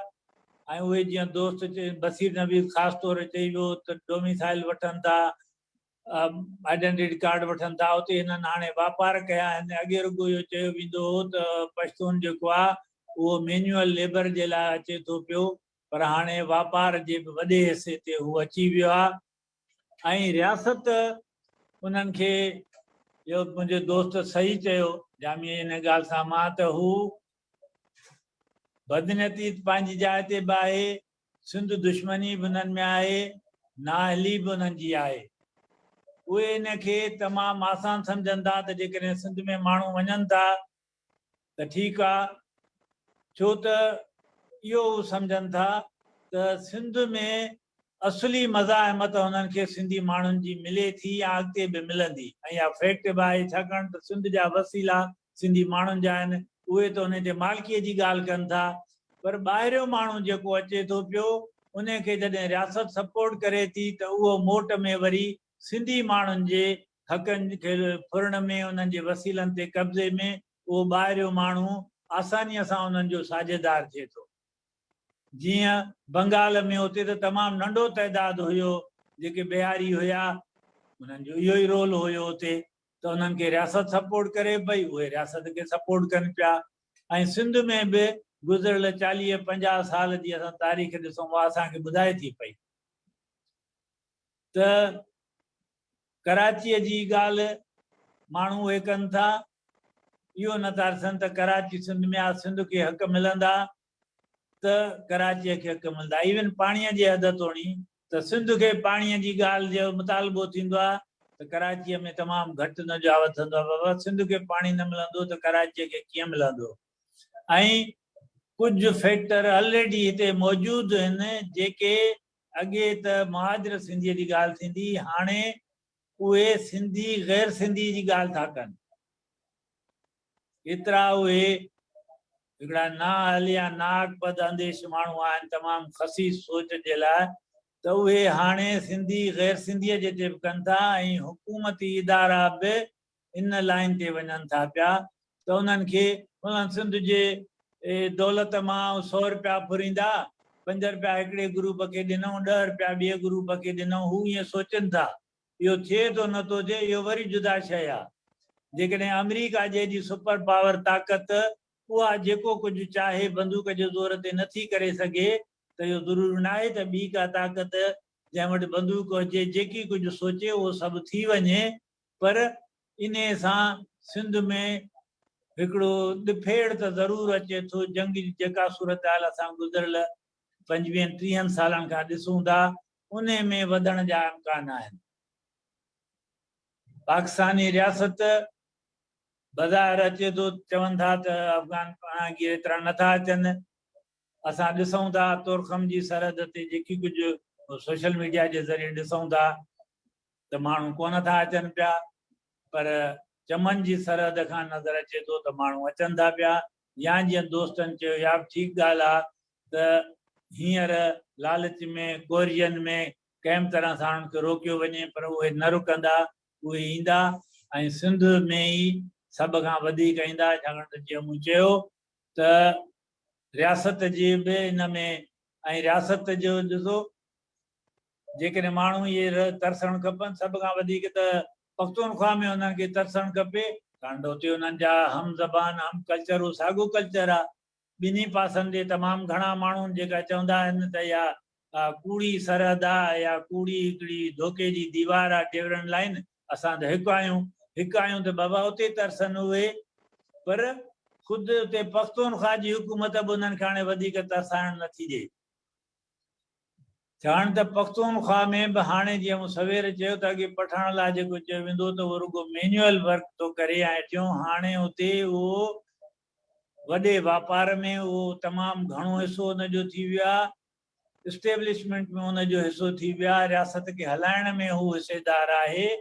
ऐं पख्तूनख्वा जे पठान जी वॾी अक्सरियत जेका आहे उहा हाणे अफ़गानिस्तान जे समाज में या रियासत में हाणे उहो पंहिंजा मफ़ाद नथो ॾिसे, पाकिस्तान में उनजा मफ़ाद थो ॾिसे। त जेका फुड़लुट थिए थी उन जो जेकॾहिं इस्टेब्लिशमेंट, छाकाणि त वॾो हिसो पंजाब जो आहे त वॾो हिसो उनखे थो मिले, त नंढो हिसो पख्तूनख्वा जो आहे त नंढो हिसो फुड़लुट जो उनखे बि मिले थो। तंहिं करे इन्हनि सभिनी फैक्टर्स जो नतीजो बार जेको आहे उहो सिंध ते पवणो आहे। ऐं उन में ठीकु ॻाल्हि कुझु दोस्तनि चयो त हुकूमतनि ते प्रेशर विझिजे, पर हाणे हिकिड़ी हुकूमत आहे जंहिंजो इंट्रस्ट आहे इन में, हू सम्झे थी ईअं। इहा ॿी ॻाल्हि आहे त हिते जेकॾहिं इहे माण्हू एॾे वॾे तइदाद में जेके अॻ में आया आहिनि उन्हनि छा कयो आहे, ॿिया ईंदा त पोइ छा थींदो, ख़ुदि पूरे पाकिस्तान सां छा थींदो, इहो त जुदा सवाल आहे, पर सम्झनि ईअं था त त नुक़सान थींदो त सिंधियुनि जो थींदो, फ़ाइदो थींदो त असांजो थींदो। त हिकिड़ी हुकूमत इहा आहे, ॿी हुकूमत उहा आहे जेका इंतिहाई करप्ट खां वधीक को ॿियो लफ़्ज़ हुजे त मां उहो इस्तेमालु कयां। माना सिंध में जेका हुकूमत आहे पीपल्स पार्टीअ जी, हिकु त Peoples Party as a party छा आहे, हिकिड़ो ख़ानदान आहे ऐं उहो ख़ानदान इक़्तिदार जे लाइ सभु कुझु करे सघे थो। सभु कुझु मीन्स सभु कुझु, मूंखे उन तफ़सील में वञण जी ज़रूरत न आहे। ॿियो टोटली उहा जागीरदारनि जी जमायत आहे ऐं जागीरदार हमेशह एस्टेब्लिशमेंट जो साथारी हूंदो आहे। तंहिं करे उन मंझां कंहिं क़िस्म जी, यानी हिते माण्हू जेके ॿोध जे नतीजे में आया कराचीअ में, उन्हनि खे मूं पाण उते ॿोध जे ग्राउंड ते वञी कमु कयो हुयो। पीपल्स पार्टीअ हुकूमत धिके ॿाहिरि कढियो, पर जॾहिं अॻे क़बाइली इलाइक़नि मां माण्हू ऑपरेशन थियो ऐं माण्हू हेॾे अचणु लॻा त सिंध जी हुकूमत उन वक़्त जे चीफ मिनिस्टर अची प्रेस कॉन्फ्रेंस करे मैदान चए थो तव्हां अचो, तव्हांजे राज जा समूरा इंतज़ाम असां मुकमल करे छॾिया आहिनि। सबबु रुगो हुयो इस्टेब्लिशमेंट खे राज़ी करणु, पंहिंजी करप्शन, पंहिंजूं नाहलियूं उहे लिकाइण जूं। तंहिंजे करे सिंध खे ॾाढी मुश्किल सूरत हाल आहे।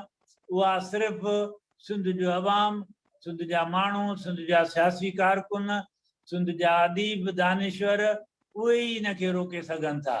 ऐं असांखे हाणे हिन खे धारी आबादकारीअ खे one of the many problems तौर न, पर दी प्रॉब्लम या हिकिड़ो वजूदी ख़तरो पैदा कंदड़ प्रॉब्लम तौर असांखे ॾिसणो पवंदो ऐं नए सिर सिंध जी सॼी जेका मज़ाहमती जिदोजहद आहे उनखे नए सिर असांखे ॾिसणो, मुनज़िम करणो पवंदो। न त सूरत हाल जेका आहे सा बिल्कुलु फ़लस्तीन जे पासे ॾे वञे थी। मां हिकु ॿ ॻाल्हि कंदुसि हाणे त ॾिसो, हाणे माण्हू जेके अचनि था उन लाइ हिते वॾियूं लाबियूं हुकूमत खां ॿाहिरि बि आहिनि, जेके चवनि थियूं त इहे वीचारा उते जंग थी आहे, उन्हनि मार खाधी आहे, मुसीबत में आहिनि, बेघर थिया आहिनि, उहे माण्हू अचनि सिंध में अची रहनि। तरक़ी पसंदि चवाईंदड़ माण्हू बि इहा ॻाल्हि था कनि ऐं चवनि था त छाकाणि त सिंध में अॻ में वॾे तइदाद में बिहारी, बंगाली, बर्मी, रोहिंग्या रहनि था, तंहिं करे जेकॾहिं ही आया त छा थी पियो, बजाए न जे जो चवनि त सिंध में अॻे ई घणा माण्हू था रहनि, उन करे ही उते न वञनि, पर अॻियनि खे जवाज़ बणाए चवनि था ही माण्हू बि अचनि। त मां वरी बि यादि ॾियारींदुसि त फ़लस्तीन में छा थियो आहे। उते त जेके माण्हू आया हिननि खां वधीक ॾुतड़ियल हालत में आहे, जिन सां यूरोप में जेको कुझु थियो हुयो ॿी आलमगीर जंग में, उन्हनि खे इन ई बुनियाद ते फ़लस्तीन में आंदो वियो हुयो। सफ़ा उहे माण्हू जंग जा मारियल, तबाह हाल, बुख, बेरोज़गारीअ में ॿार जेके आहिनि से मायुनि जे झोलीअ में मरनि पिया था, उन्हनि ग़रीबनि खे हिते आबाद कयो, उहे ई हिन ऐं उन्हनि जो ई औलाद आहे। अॼु फ़लस्तीननि सां जेको कुझु हशर थिए पियो उहे ई था कनि पिया ग़रीब, ऐं ग़रीब ई लॾ पलाण कंदा आहिनि। फ़लस्तीन में अमेरिका जा जेके अरबपति यहूदी आहे, जिन जे पैसनि सां इसराइल ठहियो, उहे कोन आया उतरे। रूस जा जेके हा ऐं यूरोप जा ऐं अफ्रीका जा जेके हेठें दर्जे जा माण्हू हुया उहे ई उते आया आहिनि। तंहिंजे करे इहो बिल्कुलु जवाज़ कोन्हे त उहे ग़रीब माण्हू आहिनि, जंग जा ॾुतड़ियल आहिनि। बिल्कुलु असांखे उन्हनि सां हमदर्दी आहे। उहे पंहिंजे मुल्क में जेकॾहिं पंहिंजे हालतुनि जो मुक़ाबिलो कंदा, असांजूं हमदर्दियूं उन्हनि सां हूंदियूं। पाकिस्तान में जेके माण्हू उन्हनि जी हिमायत कनि था ऐं चवनि था कराचीअ में रहनि, उन्हनि खे बि मां चवंदुसि त जेकॾहिं उहे गुरबत जे ऐं हामी, उन ग़रीबनि जा हामी आहिनि, इनकलाब आणणु था चाहिनि, त उहे उते गॾिजी वञी उन्हनि सां जिदोजहद कनि, त उहे पंहिंजे क़ाबिज़ क़ुवतुनि जे ख़िलाफ़ जिदोजहद कनि। सिंध में वधीक गुंजाइश काई कान्हे का, पर उनखे ऐं सिंधी माण्हू हाणे उथिया आहिनि। आख़िरी ॻाल्हि मां कंदुसि, मज़ाहमत शुरू थी आहे। मां ख़ुदि अॼु तव्हांजे प्रोग्राम में कराची प्रेस क्लब ते अफ़गान पनाहगीरनि जे आमद जे ख़िलाफ़ मुज़ाहिरे मां शरीक थी उथी तव्हांजे प्रोग्राम में अची शरीक थियो आहियां। ऐं जीअस महाज़ जे तरफ़ां अॼु सॼी सिंध में मुज़ाहिरा थिया आहिनि, नंढा वॾा, ऐं इन मज़ाहमत खे असांखे वधीक मुनज़िम ऐं Thank you. मुतहरिक करणो पवंदो सुठे मुस्तक़बिल लाइ. Thank you. Thank you, Mr. Junejo. As usual, your words are very profound and to the point. You address the historical, aspects of this fall of Kabul, as well as you related it to the current situation of Sindh. And what thing is obviously very inspiring about you, that not only you are able to greatly comment and write and be vocal about the matters related to the current situation, but you are practically involved in day-to-day political activism too. That is indeed very admirable. So we have, I think we are kind of shooting out of time, but we have several questions from the Facebook as well as, Facebook mostly, which I get to it, but I do want to give a quick chance to our Secretary General, Dr. Lakhu Luhana, who has previously also spoken on this issue in a couple of seminars, but I do really want him to give us a just quick brief comment if he can on this issue. Dr. Lakhu Luhana has been our chairman before for World Sindhi Congress, has been very active from his childhood in various forums, has been living in London now, and is by profession a engineer, and now he is a Secretary General of World Sindhi Congress, as well as a founding and active member of Sindhi Baloch Forum. So I invite Dr. Lakhu Luhana.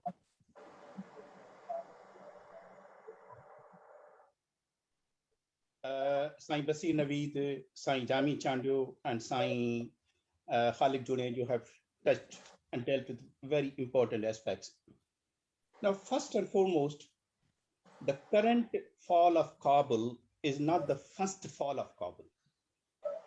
Kabul has failed to Taliban in 1996 as well.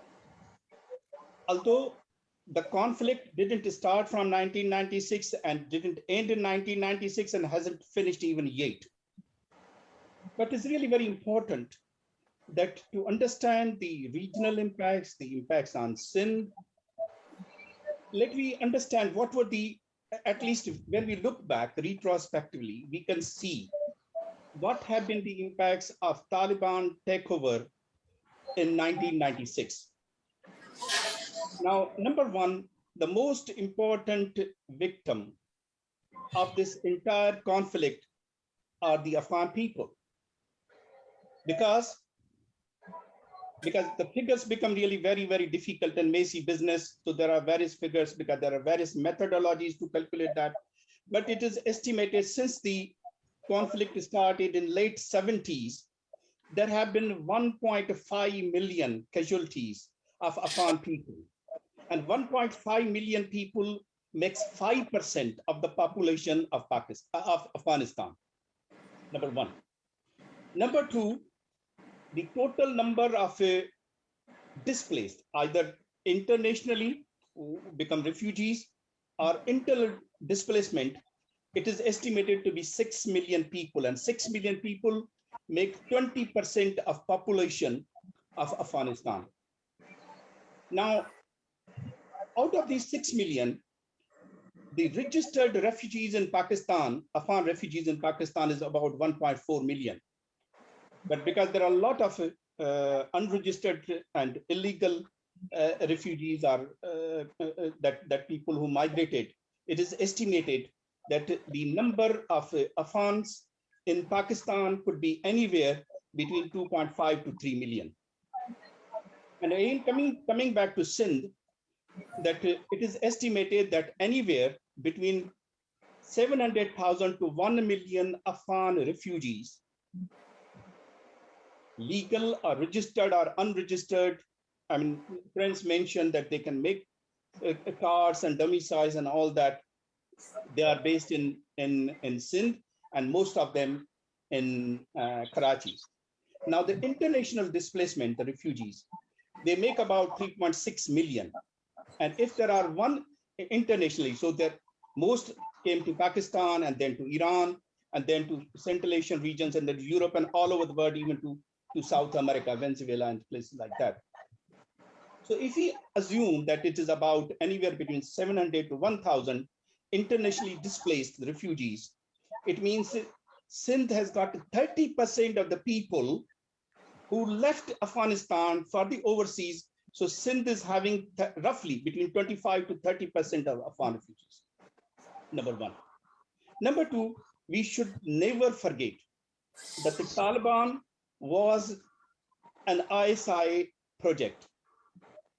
They trained them, they brainwashed them, they supported them, they provide them logistic support, the weapons and everything. Now it is clear. There aren't two words. And they helped them to capture Afghanistan, and they have got their own agendas, strategic depth and all that. But not only that, the Pakistani military, I mean, historically, their structure, formation, and formulation is such that for their survival, for their continuity, for their benefit, they want conflicts. And they thrive on conflicts. And they thrive on the conflicts. This has been really very important conflict. And secondly, say, for example, if you look back on Sindh, that of course there have been religious parties, but if you look back, there was one important religious party, and that was Jamaat Islami. There was Jamaat Ulama Pakistan, and Jamaat Ulama Islam was very weak and feeble, but even Jamaat Islami did never win a seat in from Sindh, even Karachi, for example. I hardly remember that.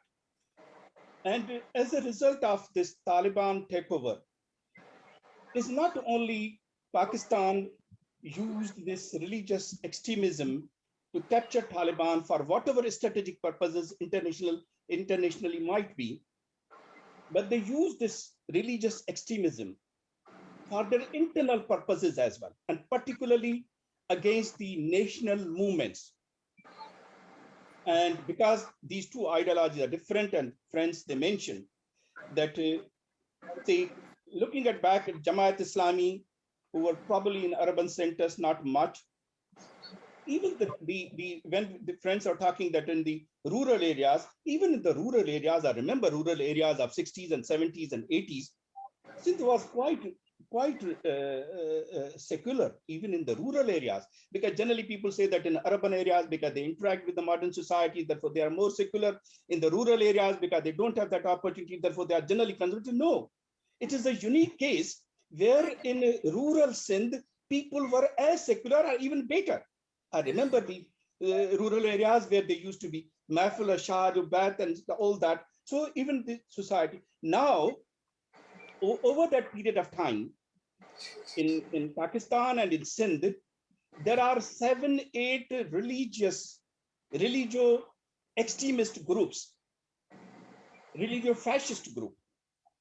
They're networks, but number one, you should understand they are all supported and sponsored by Pakistani state, because they believe, because the political mobilization in Pakistan, the largest, most widespread political mobilization was Sindh. To curtail that, they wanted to support the fundamentalism. So all these proxies and religious fundamentalists here in Sindh, they came under the support of Pakistani state as the state policy. For example, there was this famine in Thar. The people of Sindh and various organizations, some of them were denied to go there, but Jamaatul Dawa was allowed to do this so-called charitable work and all that. So all the networks of religious fundamentalists in Sindh are sponsored, and we should understand. And then now, compared to that, you can see there is a social engineering of Sindhi society. Everyone there, you feel the difference, how the people's mindset has changed, how religion is taking up this space. So as a result of this, the previous Taliban, there were a large number of refugees, and they were basically, again, settled in Karachi with the support of the Pakistani state establishment. And very, very sadly, in Sindh, it has been feudal government, because in Pakistan, like in Sindh and anywhere in Pakistan, nobody can come in power without the support of those who really rule the country. And as Khalique said, that the feudals have always been collaborators of the establishment. Therefore, they think that the source of power is not people. Source of power is Pakistani military. And therefore, they have to follow their instructions. And they want to completely colonize. And we have seen taking over resources, taking over lands, creating this bringing outside populations, so that a situation of conflict should continue, should remain there, and there could be, if they want, they could create a situation of civil war, because they can find collaborators in any group, any party, any ethnicity, any nation. Now, coming back to this current situation, so that was the summary, is that as a result of last takeover of Taliban, the religiosity and religious extremism with the state support of the state of Pakistan increased exponentially in Sindh. They settled a lot of, as a state policy, these Afghans and other people, so that the Sindhi people and all that, they should be remain power, and when necessary could be used against them. That is, and then there are a lot of other things that came together with it. Coming to this current situation, the situation has changed. At that point in time, it was the Soviet Union that collapsed, that's gone, that's withered away. China was not in the scene to that extent, very, very minuscule. And now China is emerging, is the second largest economy. They have very, very openly said what are their designs globally, and particularly in this region, CPAC and all that. And now, over that period of time, 20 years of Taliban, they have come back. And now they are trying, because this is what we say, a media campaign, or media developing their posture as relatively more milder forms and all that. They aren't. This is a systematic way to present them, so that, say, for example, against them, there has been a huge campaign in West. And now they cannot say that these are acceptable. But not only that, the campaign of religious extremism that started, that take over the whole globe. Say, for example, look at Africa. There are numerous incidents of religious extremists attacking in say, for example, in Bangladesh, in India, in other parts, in even Europe. There have been a number of incidents in US and other parts. So this was a global phenomenon that triggered this religious extremism that is spread over everywhere.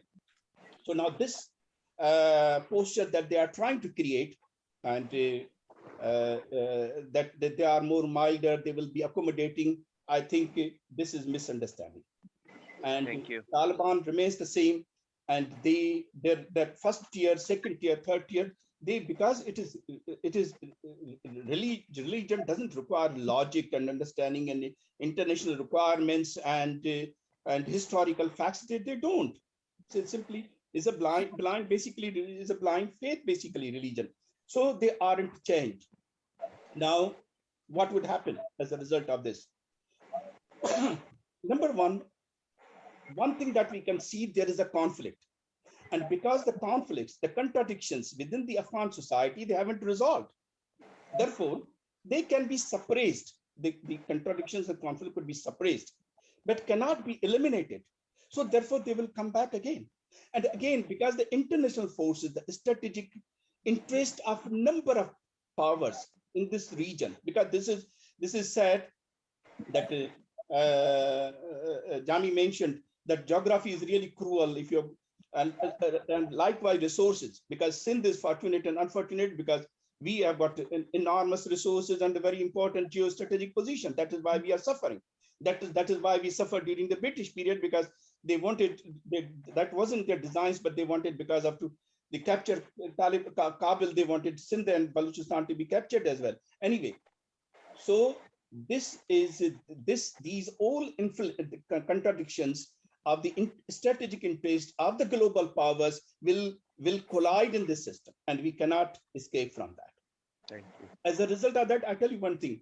Today, I was in another webinar, and I was talking to friends there in Bangladesh, the Forum for Secular Bangladesh, and they say what we have witnessed, that these extremist religious forces, which we curtail to some extent, they are emerging with power and enthusiasm and inspired, and we now can see them everywhere. Now, this will boost the religious extremism that already has got roots and network in Sindh that will be further sponsored, and that is in the interest of the state of Pakistan as well. They want to do it. Okay. Because they think, and sadly, so it is at the end of the day, the Sindh is under detrimental threat because of this influx that the friends made demography, and because of this religious extremism to tear apart the fabric of our secular society, and therefore the basis of our national movement. And sadly, People's Party will remain with them. They can do anything, as Khalique said, they can do anything, and for their power, they don't believe in people. They think that only the power source is Pakistani state and Pakistan military, so they can do anything. So at the end of the day, it is the duty. And over that period of time, the Pakistani state had an onslaught on the political movements, and therefore they have taken away the space, they've reduced the space of political movement, of freedom of expression significantly, and therefore it is really a very, very difficult time and for Sindhi people, and we should start preparing from now rather than later, because these threats are coming. We shouldn't wait for them. We should have strategies. We should remobilize our people with very, very, in a wise way, in a considerate way, in a caring way, and we have to do it. And in the past, we have, basically Sindhi people have defeated many things, and we have been defeated at many occasions as well. It's not that we haven't got defeat. There are defeats in on our side as well. But this is one of the most determining battle for Sindh and Sindhi people and their survival and their right to rule is happening now. And therefore, it's important for all the people to sit together, to forget about these small egos and small differences. It is a matter of survival of all. Either we will go through it, I will drown, and hopefully we will go through it and we'll survive. And thank you very much once again. Thank you. This is great. Lakhu, can you hear me? Yeah. Okay. Yeah. So this is wonderful, Dr. Lakhu, as usual, very passionate and very elaborate about the topic. What I actually noticed that Dr. Lakhu's emphasis on, though previous speakers also mentioned that how this is a joint Pakistani-American project as such an initiative. But I think looking at from the Taliban in particularly as a particularly an ISI project is a very interesting dimension to ponder over. And his call for practical action is also very relevant to some of the questions and answers been actually asking us about it, which I would very soon get into question answer section. But I'm happy to actually introduce and probably invite Dr. Rubina Shaikh, who is our chairperson of World Sindhi Congress, and she has been patiently listening all the speeches. And I would definitely want her to say a few words about the topic or about our presentation and seminar and anything she has. So Dr. Rubina lives in UK, and she has been our chairperson for the last 4 years and been very active in international Sindhi women's organizations, as well as a founding member of Sindhi Baloch Forum. She has been active in many other platforms in UK as well as and other international, has been a speaker and has been invited to congressional hearings in United States and has spoken on the causes of Sindh on many international platforms. So please, Dr. Rubina Shaikh. Thank you, Saghir. And first of all, I would like to say thank you, Ada Khalique, Ada Basir, Ada Jami, Chandio, Ada Lakhu for their time and really valuable contribution for this short and really important session. And it's really important for Sindhis to understand and be aware the implications and challenges we will face due to the victory of Taliban in Afghanistan. It's important to discuss what needs to be done, and these discussions really play an important role in building the consensus or the building the movement and the strategies. And I think that's the where I think our next step should be as a WSC organization to really drive that what we should be doing to face this challenge, emerging challenges really. As Ada Jami said, we do sympathize with the people of Afghanistan. Taliban do not necessarily represent people of Afghanistan. People of Afghanistan has suffered and continue to suffer with this new change. And also I feel that the international community must see the victory of Taliban is the victory of Pakistani military and full stop. Since 80s or 90s, it was Pakistan's interest to keep Afghanistan is their proxy colony, and Taliban's victory make Afghanistan again colony of the Pakistan. And Pakistan has more than thousands of religious missionaries where most of Talibans were and are being trained and educated, who are currently form the part of this Taliban regime. So there's no doubt that the Pakistan will have migrants from Afghanistan sooner or later. And history has shown that how Pakistani military use those 80s and 90s Afghan migrants, or I call it Muhajirin, to their advantage by turning them into Mujahideen to destabilize the globe, and mainly in Afghanistan, and also use to suppress and oppress the Pakistani people and the groups in Pakistan as well. We Sindhis think that the Pakistan will use this tragic situation to their advantage and to marginalize Sindhis further. Pakistani establishment has done it before. In previous years, Pakistani establishment has channeled Afghan migrants to engineer the demography of Sindh, as in the last years, they settled and allowed unregulated Afghan migrants into Sindh only. Despite of no border to Afghanistan or any cultural or linguistic similarities, as one can find in Pakhtunkhwa, most of Afghan migrants were sent to Sindh. And this is now evident if one visits large urban cities, and many of my colleagues just now talked about it. Sindhis are historically and culturally welcoming, but what we are concerned here about is this new wave of migration that we are asking is to introduce a proper, a transparent process for any migration, and all migration must not be focused only in Sindh. So I really feel that it's time about the permanent citizen of Sindhis to unite and stand and take control of Sindh, and do not let Pakistan establishment further exploit Sindh and Sindhis. So I would request today's speakers to really to think and work out what needs to be done to manage this emerging critical situation in Sindh.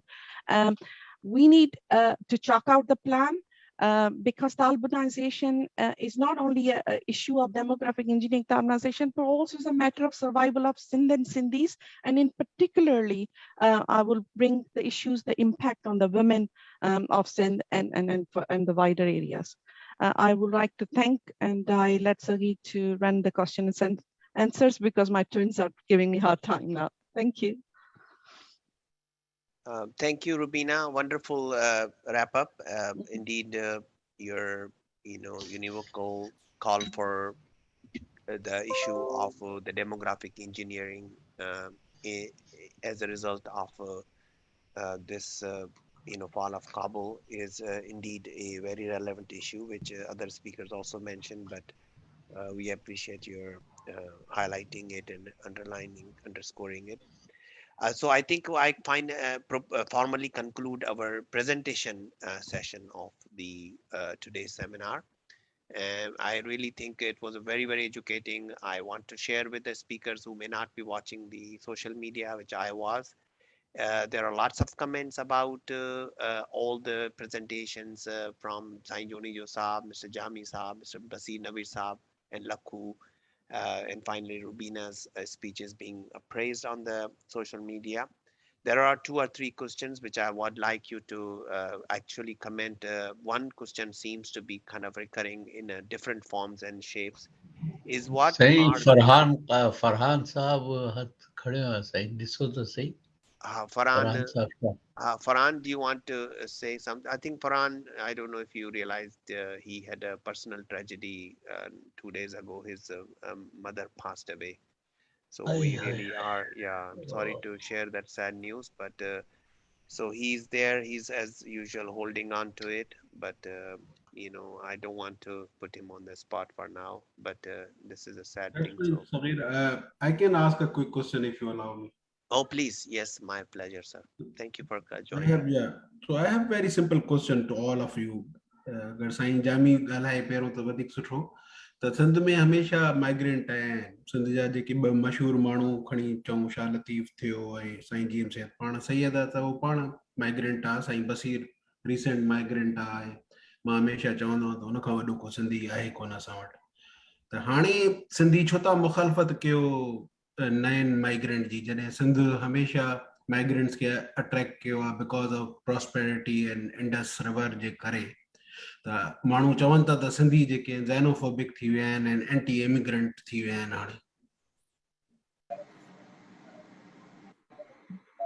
केर जवाब ॾिए साईं तव्हां आहियो जामी पहिरियों शुरू कयो जामी खां पुछियो अथऊं उन खां पोइ भले तव्हां साईं जोणीजो साहब तव्हां बि ॻाल्हाइजो जामी तव्हां अनम्यूट कयो प्लीज़ तव्हां म्यूट आहियो साईं हा हाणे सही न न हा हाणे सही आहे बहितर सभ खां पहिरीं त अदी रुबीना ऐं डॉक्टर लखू ऐं ख़ालिक साहब ऐं बसीर जी सभिनी दोस्तनि जी तमामु हिकिड़ी मुख़्तलिफ़ पर्सपेक्टिव्स खां ॾाढी आर्टिकुलेट गुफ़्तगू रही ऐं हिन इशू खे सम्झण में ज़ाहिर आहे जेतिरो डायलॉग होलिस्टिक हूंदो ओतिरो असांखे सवलाई थींदी जेको फरहान जो हींअर सुवालु उन उथारियो आहे ॾाढो पर्टिनेंट आहे ऐं फरहान जो चवणु इहो आहे त जॾहिं सिंध जे अंदरि माइग्रेशन सदियुनि खां वठी थींदी रही आहे ऐं सिंधी सोसाइटी उनखे पीसफुली ऐं सॉफ्टली एकोमोडेट कंदी रही आहे त पोइ हाणे सिंधी छो एतिरा इंटॉलरेंट थी विया आहिनि माइग्रेशन खां इहो सवालु ॾाढो दिलचस्प आहे हुन मिसाल ॾिना त शाह लतीफ़ जो ख़ानदान हेरात मां आयो साईं जीएम सैद जो ख़ानदान ज़ाहिर सैयद ख़ानदान आहे त उनजी हिस्ट्री वञी मिले थी अरब हिस्ट्री सां ऐं ईअं तमामु घणा मिसाल मौजूदु आहिनि ॾिसो फरहान असांजो चवणु इहो आहे त हिकिड़ी त पूरी दुनिया में ज़ाहिर आहे त हिकिड़ी नेचुरल माइग्रेशन थिए थी पूरी दुनिया में इट्स अ ग्लोबल फिनोमिना दुनिया में अहिड़ी का बि सोसाइटी न आहे जंहिंमें माइग्रेशन न थी हुजे इन करे हिकिड़ी इवोल्यूशनरी ऐं नेचुरल माइग्रेशन इकोनॉमिक रीज़न्स जे करे ऐं तमामु घणनि सबबनि जे करे तारीख़ में थींदी रही आहे ऐं उन ज़ाहिर आहे त शेप कयो आहे इंसानी हिस्ट्री खे ऐं मुख़्तलिफ़ ख़ितनि खे क़ौमुनि खे स्टेट्स खे ऐं इन करे सिंध जीअं त हिन इंडस्ट्रियलाइज़ेशन जे टेल ते आहे इन करे सिंध उन टेल ते हुजण जे करे वधीक बर्डन फेस कयो आहे हिस्टोरिकली माइग्रेशन जो पर ज़ाहिर आहे त उहा माइग्रेशन जीअं त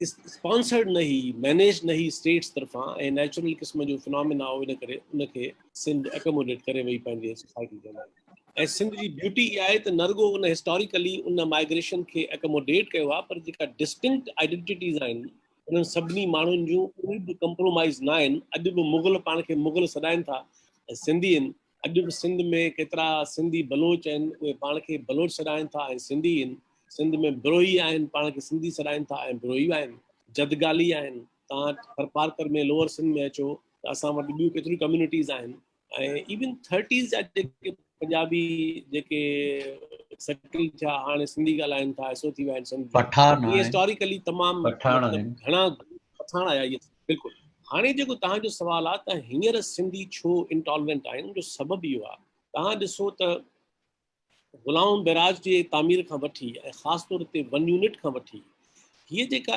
स्टेट स्पॉन्सर्ड हिकिड़े क़िस्म जी स्टेट तरफ़ां मैनेज्ड या हिकिड़े क़िस्म जी स्टेट तरफ़ां हिकिड़े अलाउड हिकिड़ी माइग्रेशन आहे जेका अनएंडिंग आहे ऐं उनमें नेचुरल प्रोसेस न आहे, उनमें को बि नेचुरल फिनोमिना न आहे, उहा बिल्कुलु हिकिड़ी मैनेज्ड आहे।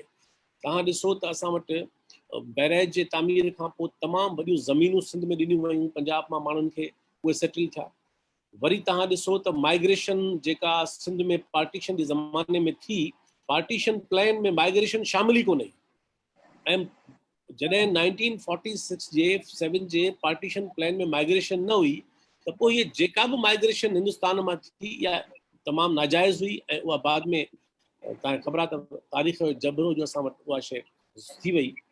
वरी 1 यूनिट जे ज़माने में पंजाब मां वरी ॿियो हिकिड़ो वॾो इन्फ्लक्स आयो ऐं सिंध में वॾे पैमाने ज़मीनूं अलाट थियूं।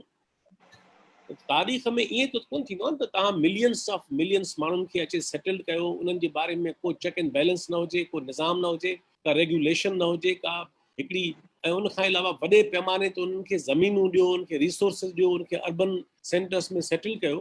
त हीअ जेको इंक्रीमेंटली सिंधी सोसाइटी में जेको सुवाल उथियो आहे, उहो सुवाल असल में इन करे उथियो आहे, सिंधी माण्हू दुनिया में जेका हिकिड़ी नेचुरल माइग्रेशन आहे उनजे कॾहिं ख़िलाफ़ु न रहियो आहे, अॼु बि ख़िलाफ़ु न आहे। पर हीअ जेका माइग्रेशन आहे इहा इन छा कयो आहे कॉन्सिक्वेंटली त सिंधियुनि जे अंदरि हिकिड़ो एग्ज़िस्टेंशियल क्राइसिस पैदा करे छॾियो आहे। ऐं इहो क्राइसिस तव्हां ॾिसो त 20th सेंचुरी में बैराज जे तामीर खां शुरू थियो हो, 1 यूनिट वारे ज़माने में तमामु वॾे पैमाने ते इहो अॻिते वधियो ऐं पोइ मुसलसल अफ़गान वार ऐं सूरत हाल लामुतनाई आहे।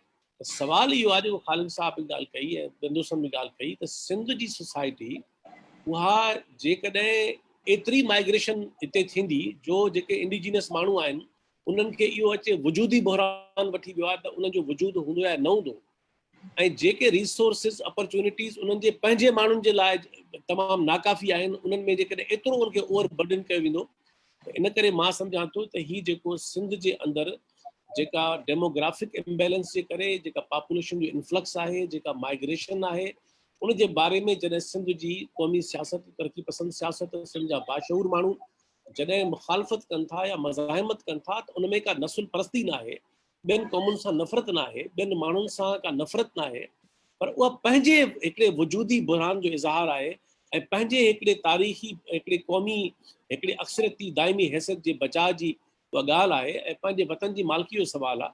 त मुंहिंजे ख़्याल में हिन में को बि बाइस, हिन में को बि तासुब, हिन में का बि नसुल परस्ती शामिल न आहे। असांजो चवणु इहो ई आहे। मिसाल जीअं सवेर सां ॻाल्हि कई त जॾहिं असां हींअर बि अफ़गान हिन सॼे मसइले जे बारे में ॻाल्हायूं था त असां सभ खां पहिरीं, जीअं अॼु रुबीना चयो, ख़ालिद साहब सभिनी सां चयो, त असां सभ खां पहिरीं अफ़गान समाज सां हमदर्दी जो इज़हार कयूं था। असां सभ खां पहिरीं अफ़गान मुआशिरे सां तारीख़ जे हिन बदतरीन बहरान जे करे हुननि सां हमदर्दी कयूं था त हू तारीख़ जा विक्टिम्स आहिनि, हिन साम्राजी जंगनि जा विक्टिम्स आहिनि। पर इन जो कतई मतिलबु कोन थींदो त को असां पंहिंजा बॉर्डर खोले छॾियूं ऐं पंहिंजे अंदरि समाज में जेको अॻे ई क्राइसिस जो शिकार आहे ऐं मुख़्तलिफ़ क़िस्म जी economic, political, strategic, social crisis जो शिकार आहे, उनखे वधीक असां हिकिड़ो कॉम्प्लेक्स कयूं। इन करे सिंध जे हिन मुखालफ़त खे पॉलिटिकल मुखालफ़त सम्झणु खपे ऐं इहा कंहिं बि सूरत में का नसुल परस्ती या तासुब ते ॿधल मुखालफ़त न आहे ऐं ॿियनि सां का दुश्मनी न आहे, ॿियनि सां का नफ़रत न आहे। इन करे हर क़ौम जो इहो, ऐं मूंखे तव्हां ॿुधायो त दुनिया में कहिड़ी क़ौम आहे जेका इन क़िस्म जी माइग्रेशन खे अलाउ करे सघे थी।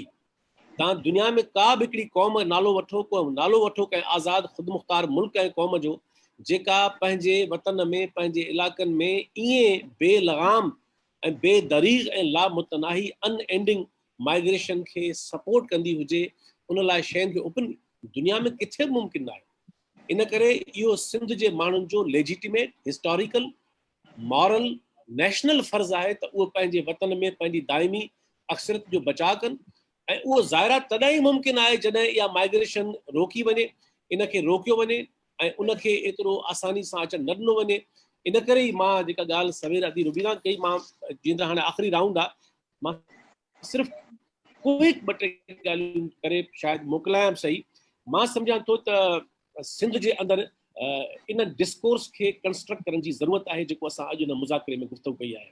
इहो हूअं बि जारी आहे, सिंध में हर सतह ते माण्हू ॻाल्हाए रहिया आहिनि, पर अफ़गान सिचुएशन ऐं पाकिस्तान जी ओवरऑल सूरत हाल जो जेको इम्पैक्ट पियो आहे सिंध जी डेमोग्राफीअ ते गुज़िरियल डेकेड्स में, ऐं अफ़गान हिन माइग्रेशन खे असां सम्झूं था त कंटिन्यूटी आहे उन माइग्रेशन जी जेका मुसलसल रुकजण जो नालो नथी वठे ऐं जेका पूरे गुज़िरियल मुनी सदी खां जारी आहे ऐं सदी खां जारी आहे। इन करे डिस्कोर्स कंस्ट्रक्शन जंहिंजो लबे लबाब इहो हुजे त सिंधी माण्हू तासुबी न आहिनि, तंग नज़र न आहिनि, नैरो माइंडेड न आहिनि, बाइस न आहिनि, उहे पंहिंजे वजूदी तहफ़ुज़ जो हक़ महफ़ूज़ रखनि था। इन करे असांजी इहा डिमांड पॉलिटिकल आहे ऐं कंहिं बि क़िस्म माना में रेसिस्ट न आहे। नंबर ॿी ॻाल्हि मां सम्झां थो त हिन अफ़गान सूरत-हाल जे हवाले सां सिंध जी सियासी लीडरशिप खे ऐं सिंध एक्शन कमेटी खे अफ़गान त न पर जेके पश्तून सियासी पार्टियूं आहिनि पाकिस्तान में, ख़ासि तौर ते अवामी नेशनल पार्टी आहे, पश्तून खां मिली अवामी पार्टी आहे, उन्हनि सां डायलॉग में वञणु खपे, उन्हनि सां कंहिं लॉबिंग जे मामले में वञणु खपे ऐं कंहिं टेबल ते उन्हनि सां वेहणु खपे त असां पश्तून समाज ऐं पश्तून क़ौम ऐं पश्तून अवाम जे क़ौमी ऐं तारीख़ी हक़नि जो एतिराम कयूं था, हुननि खे बिरादर मज़लूम क़ौम सम्झूं था या हुननि जे हक़नि जो असां तहफ़ुज़ जो एतिराम कयूं था, पर साॻे वक़्तु असां वधीक बार बर्दाश्त नथा करे सघूं। इन करे सिंध जी सियासी लीडरशिप खे पाकिस्तान में मौजूदु जेका पश्तून लीडरशिप आहे उन सां डायलॉग ज़रूरु वञणु खपे। टी ॻाल्हि त फेडरल गवर्नमेंट ऐं सिंध गवर्नमेंट ते तमामु घणो प्रेशर इंटरनेशनल कम्युनिटी तरफ़ां, सिंधी डायस्पोरा तरफ़ां सिंध जे अंदरि पवणु खपे त हीअ जेका क्रिमिनल नेग्लिजेंस आहे फेडरल गवर्नमेंट जी ऐं सिंध गवर्नमेंट जी, इहा असांखे नुक़सान पई ॾे, नुक़सान ॾींदी ऐं सिंध जो माण्हू इन्हनि ॿिन्ही हुकूमतुनि खे नथो इहा ॾेई सघे इजाज़त त उहा इहा शइ जारी रखनि। ऐं आख़िरी ॿ ॻाल्हियूं त मैकेनिज़म्स खपनि। हिन वक़्तु प्रॉब्लम इहो आहे त स्टेट जी न रुगो विल न आहे पर स्टेट वटि का अहलियत बि न आहे, हुकूमतुनि वटि का अहलियत बि न आहे। इन करे जेसि ताईं सिंध में ऐं मुल्क में हिन पॉपुलेशन जे इन्फ्लक्स खे रोकण जे लाइ के न के करस्पॉन्डिंग प्रैक्टिकल अप्लाई क़िस्म जा एफिशिएंट मैकेनिज़म न हूंदा त ज़ाहिरात उनखे रोके न सघिबो। ऐं मां सम्झां थो त इन ॾिस में हिकिड़ी पॉसिबिलिटी इहा बि आहे त हिन सॼे सिंध जे केस खे साम्हूं आणण जे लाइ, मेन स्ट्रीम करण जे लाइ, ॿियनि सूबनि जे माण्हुनि खे सम्झाइण लाइ, वर्ल्ड जेका कम्युनिटी खे सम्झाइण लाइ ज़रूरी आहे त सिंध में भली सिंध एक्शन कमेटी हुजे, को ॿियो फोरम हुजे, पर असांखे all parties conference Sindh level ते करणु खपे त जीअं सिंध जो हे केस हिकिड़े मुकमल सियासी मेचोरिटी सां, मुकमल सियासी बलूगत सां ऐं बैलेंस सां दुनिया जे साम्हूं अचे त असां जॾहिं हिन जी मुखालफ़त कयूं था त इन जो मतिलबु असांखे मज़लूम अफ़गान अवाम सां का दुश्मनी न आहे, पर असांखे हुन सां हमदर्दी आहे, पर असांखे पंहिंजे घर जो बचाव करण जो राइट आहे। बाक़ी फरहान वारी ॻाल्हि जो मां जवाबु ॾेई चुको आहियां त हीअ असांजो नुक़्ते नज़र ऐं मौक़ुफ़ दरअसल कंहिं बि क़िस्म जे तासुब जो आइनदार न आहे। इहो असांजो हिकिड़ो लेजिटिमेट राइट आहे, हिस्टोरिकल राइट आहे त असां पंहिंजे घर ऐं पंहिंजे वतन ऐं क़ौम जी उन दाइमी अक्सरती हैसियत जो बचाव कयूं। थैंक यू साईं, थैंक यू। सो ज़बरदस्त ॾाढो सुठो सजेशन बि ॾिनो ऐं सवाल जो जवाब बि तव्हां ॾिनो।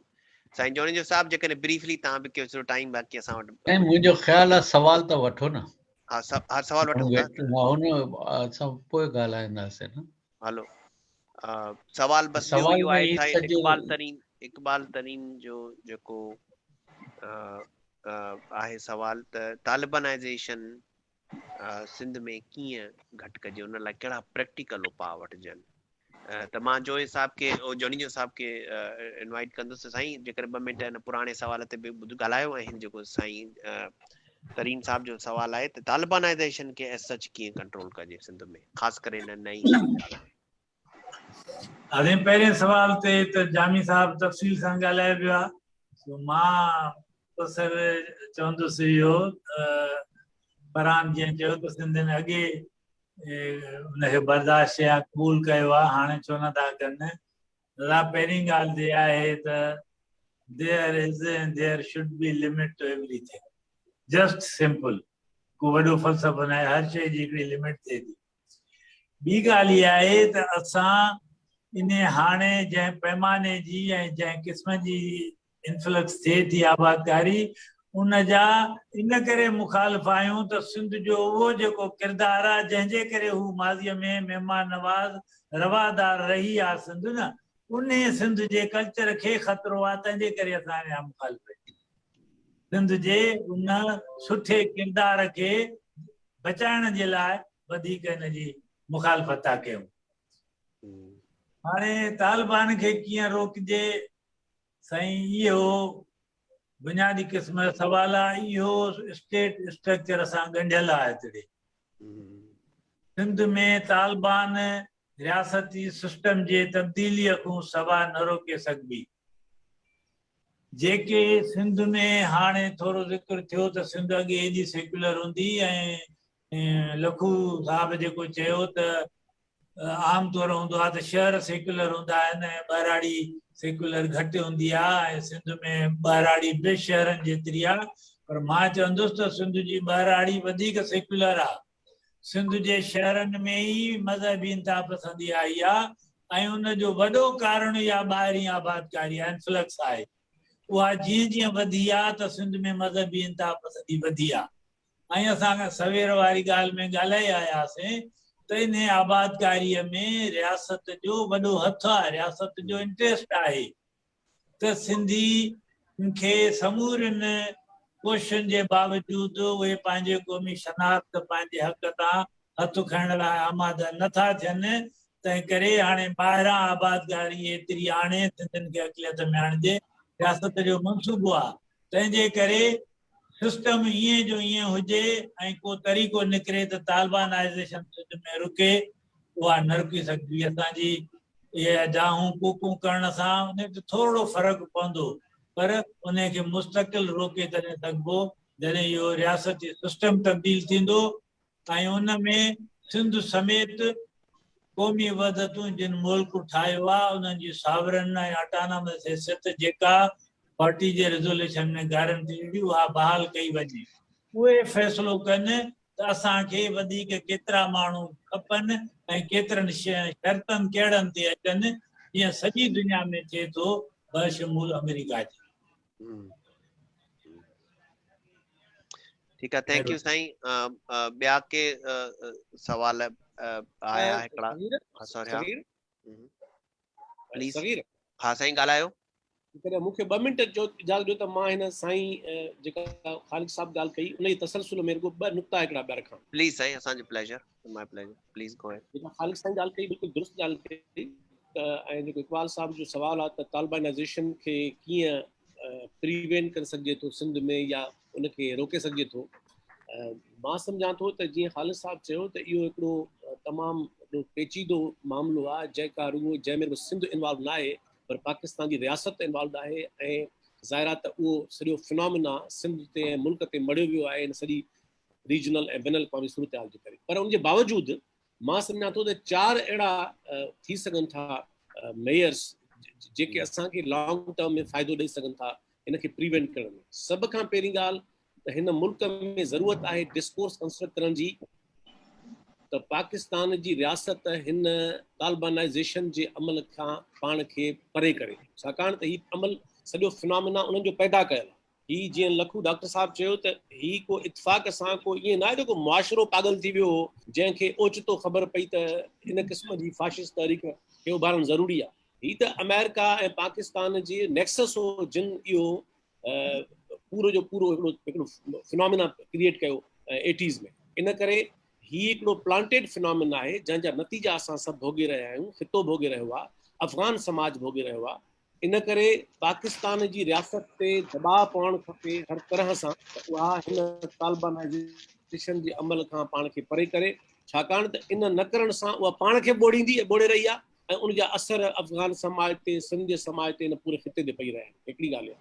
ॿियो त मां सम्झां थो जेका इकबाल साहब ॻाल्हि कई आहे त सिंध जे अंदरि जेके ही मदरसनि जो जेको ॼार तमामु वॾे पैमाने ते असां ॾिसूं था, जेको हिन गुज़िरियल 15-20 सालनि जो फिनोमिना आहे, मतिलबु तसवर न हो थर पार्कर में अॼु खां 15-20 साल अॻु में त उते इन क़िस्म जे वॾे पैमाने ते मदरसा मौजूदु हूंदा। हाणे तव्हां वञो त उते तव्हांखे तमामु वॾो ॼार आहे, नेटवर्क आहे मदरसनि जो पूरी सिंध में। तव्हां सिंध जा हाईवेज़ वञो, शहर में वञो,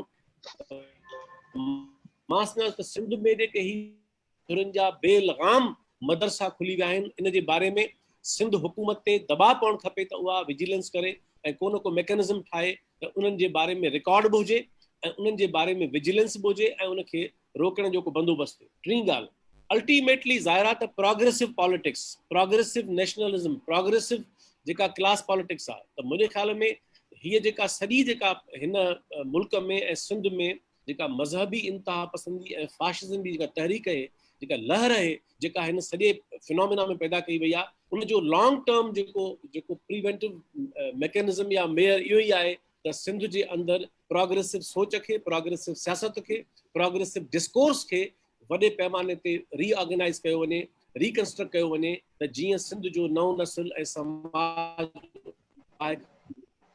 मां सम्झां थो त सिंध जे अंदरि नए नस्ल जी शऊर साज़ी जो उहो अमल जेको असांजे समाज में 70s में 60s में 80s में तमामु वॾे पैमाने ते हुयो, जेकॾहिं अॼु दौर आहिनि, सोशल मीडिया जो दौरु आहे, त मां सम्झां थो त इहे उहे सभु अहिड़ा एफर्ट्स आहिनि जिन ते अमल करण सां हिकु हद ताईं असां सिंध जे अंदरि हिन तालिबानाइज़ेशन खे ऐं हिन फाशिस्ट लहर खे ऐं उन जे असरनि खे हिन समाज में फैलण खां रोके सघूं।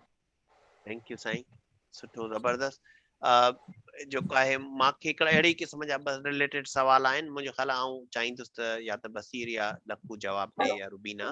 हिकिड़ो सवाल पहुतो आहे त छा ईअं थी सघे थो त सिंधी नेशनलिस्ट तहरीकूं, साईं इकबाल तरीनी जो ई सवाल आहे, उहे पाण में जेके प्रोग्रेसिव पठान ऐं बलोच आहिनि उन्हनि खे गॾु मिलाए करे इन इशू ते, जेकी तव्हां बि ऑल पार्टीज़ कॉन्फ्रेंस जी जामी साहब तजवीज़ ॾिनी, मां स्पेसिफिकली साईं लखू खां पुछंदुसि जवाब त इहो पॉसिबिलिटी आहे त जॉइंट नमूने सां हुनजो को कॉमन इंट्रस्ट अहिड़ो आहे, ख़ासि करे जेको हिन जो वरी ॿियो डायमेंशन आहे, उन ते भले अदा बसीर बि ॻाल्हाए, त जेको ही इनहेरेंट कॉन्फ्लिक्ट आहे तालिबान जो, जेके हू धुरन लाइन खे रिकग्नाइज़ नथा कनि, छा इहो सम्झो था त हिन वक़्तु जेको ठहियल आहे तालिबान ऐं पाकिस्तान ISI जो पाण में रिलेशनशिप, था इहो धुरन लाइन अॻिते हली पाण में न ठहंदा ऐं उनजा छा कॉन्सिक्वेंस थींदा? इहे ॿ वॾा सवाल आहिनि। त पहिरियों मां लखू खे चवंदुमि, लखू तव्हां ब्रीफली ॿुधायो, टाइम थोरो वठो, 2 या 3 मिंट खां वधीक न प्लीज़।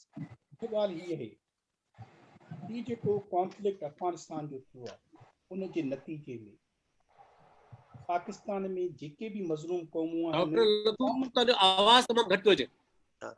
हाणे अचे थो अदा आवाज़ अचे थो? हेलो, हा हाणे अचे थो, प्लीज थोरो ज़ोर सां। हा, चवां थो त हिन कॉन्फ्लिक्ट जे नतीजे में, हा थोरो वेझो थी ॻाल्हायो।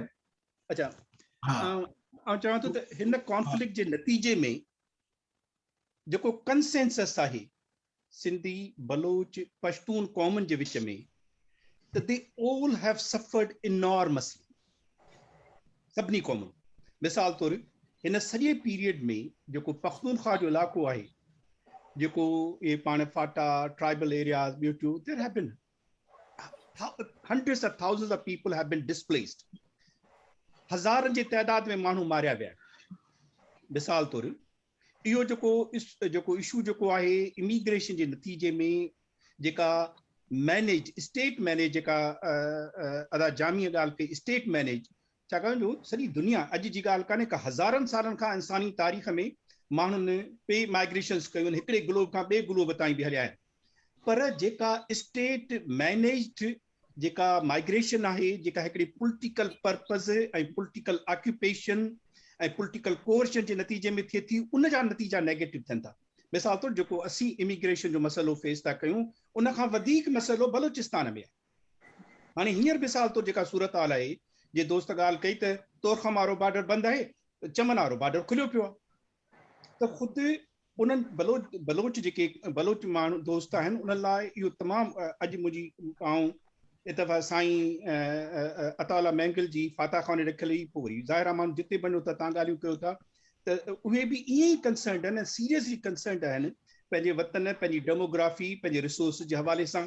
उनजो अहिड़ी नमूने मिसाल तौर तव्हां PTM जो जेको व्यू पॉइंट ॾिसो त हीअ सॼी जेको अफ़गान कॉन्फ्लिक्ट नतीजे में हुननि जो व्यू पॉइंट आहे त पश्तून क़ौम सॼी हिन में जेको सो एट द रिसीविंग एंड सफ़र कयो आहे। तंहिंजे करे असांजो इलाही पॉइंट्स आहिनि जिन ते असीं पाण में वेही सलाह मसलत करे सघूं था। थिए छा थो त उन सॼे पीरियड में हिकिड़ी ॻाल्हि जेका थी सघे थी, मिसाल तव्हां जॾहिं इहो आर्ग्यूमेंट रखो पठान दोस्तनि जे अॻियां, त भाउ ॻाल्हि ॿुधो, यानी असीं ऐं वाकई बि सिंधी माण्हू वाकई बि न असीं रेसिस्ट आहियूं, न असीं इथनिक उन ॻाल्हि में बिलीव था कयूं, पर हिकिड़ी ॻाल्हि त असीं पंहिंजे वतन ते पंहिंजे राइट टू रूल पंहिंजे वतन पंहिंजे रिसोर्सिस हिन वक़्तु जेका नौजवान मिसाल तौरु जामी ॻाल्हि खे ॾिसजो 67% जेके माण्हू जेको आहे सो नौजवान आहे ठीकु आहे न अच्छा उन 67% में वधि में वधि जेका यूथ अनएम्प्लॉयमेंट आहे उहा सिंध में आहे 40% यूथ धिका थो खाए ऐं लखनि जे तादाद में जॉब्स वेकेंसी ॿियनि जे हवाले आहिनि त जॾहिं तव्हां उहा ॻाल्हि कयो हुननि सां सॼी रिसोर्सिस सां त ॿ शयूं थींदियूं हिकिड़ा उहे माण्हू हूंदा जेके ख़ासि करे बलोच असां सां हिन सॼी ॻाल्हि में जॾहिं इंटरनेशनली उन्हनि सां ॻाल्हायूं था त बलोच दोस्त असां सां मुकमिल तौर ते हिन ॻाल्हि सां सहमत आहिनि त हीअ सॼी ॻाल्हि ऐं उन सॼे खे इवन इहो बि चवनि था असांखे गॾिजी हिन सॼे मसइले खणणु खपे ऐं गॾियल का स्ट्रेटेजी इवन इंटरनेशनल लेवल ते बि इहा ॻाल्हि पहुचाइणु खपे छाकाणि इंटरनेशनली छा आहे त हिकिड़ो जनरली हिकिड़ो डेवलप थियो आहे त बाबा जेका कॉन्फ्लिक्ट थो हले कॉन्फ्लिक्ट नतीजे माण्हू सफ़र कनि था तंहिंजे करे उनजी सपोर्ट करणु खपे पर दुनिया में को बि मुल्क ईअं न आहे त बॉर्डर खोले छॾियो ऐं जीअं वणे थी मुल्क हले ईअं दुनिया में किथे बि कोन थो त बलोच दोस्त असां सां मुकमिल सहमत आहिनि इन मसइले ते इन there isn't two opinions on that Pashtun दोस्तनि सां जॾहिं ॻाल्हि ॿोल थिए थी त पश्तून दोस्त इन प्रिंसिपल मञनि था पर जॾहिं असां महसूसु मूंखे ईअं फील थो थिए दैट्स माय पर्सनल ओपिनियन त उहे इंटरनली उहे फील था कनि त न इहा ॻाल्हि असां पठाननि जे ख़िलाफ़ु आहे त इहा ॻाल्हि ज़रूरी आहे त असांखे ख़ुदि उन्हनि खे सम्झाइण लाइ ऐं ख़ुदि उन्हनि जे इंट्रस्ट में आहे छाकाणि जो जेकॾहिं वाक़ई बि हू पंहिंजे वतन जो पंहिंजी सॼो इहो जेको कॉन्फ्लिक्ट नतीजे में जेको उनजी जेका नुक़सान थो थिए ऐं जेका सफ़र उनखे स्टॉप करणु था चाहिनि उन शइ खे रोकणु था चाहिनि त हू इन सॼे जेको इन सॼे मसइले में सिंधी ऐं बलोच माण्हुनि सां बीहनि ऐं ख़ुदि हुननि जो इंट्रस्ट बि आहे तंहिंजे करे इहा एफर्ट करणु खपे थी पर उहा एफर्ट जेका आहे सा मोस्टली लैंड बेस्ड हुजे पंहिंजे धरती तां शुरू थियणु खपे ऐं उहा वरी बि ॻाल्हि उहा ई थिए थी त सॼे पीरियड में असां जेके पॉलिटिकल फोर्सिस ऐं सिस्टमेटिकली उन्हनि जे ऑनसलाट जे करे उहे जेके कमज़ोर थिया आहिनि पर उहो जेका ॻाल्हि जामीअ कई त असांखे वरी नए सिरे सां माण्हू वेहंदो आहे वेही रहंदो आहे थकी पवंदो आहे मारियो वेंदो आहे पर वरी बि उथी बीहंदो आहे तंहिंजे करे ही वक़्तु आहे ऐं उन में एक्टिव थियणो पवंदो कमु करण जी ज़रूरत आहे मिलण जी ज़रूरत आहे ख़ुदि पहिरियों स्टेज हुजणु खपे त सिंध जूं पार्टियूं पाण में वेहनि ऐं उन में बि इख़्तिलाफ़ थींदा नेचुरल फिनोमिनन आहे पर वेहनि पंहिंजो पहिरीं जनरल हिकिड़ो कंसेंसस ऐं ओपिनियन ठाहिनि ऐं पोइ ॿियनि क़ौमुनि सां बि वेहणु खपे ऐं आउं सम्झां थो त बलोचनि में त डेफिनेटली पर we will find friends among the Pashtun nation as well who will support our view and that will overall in the support असां सभिनी क़ौमुनि जे बचाव लाइ उहा ॻाल्हि जेका असां सभिनी जे बेनिफिट में थी Thank you. So Basir, you want to speak on that Durand line issue?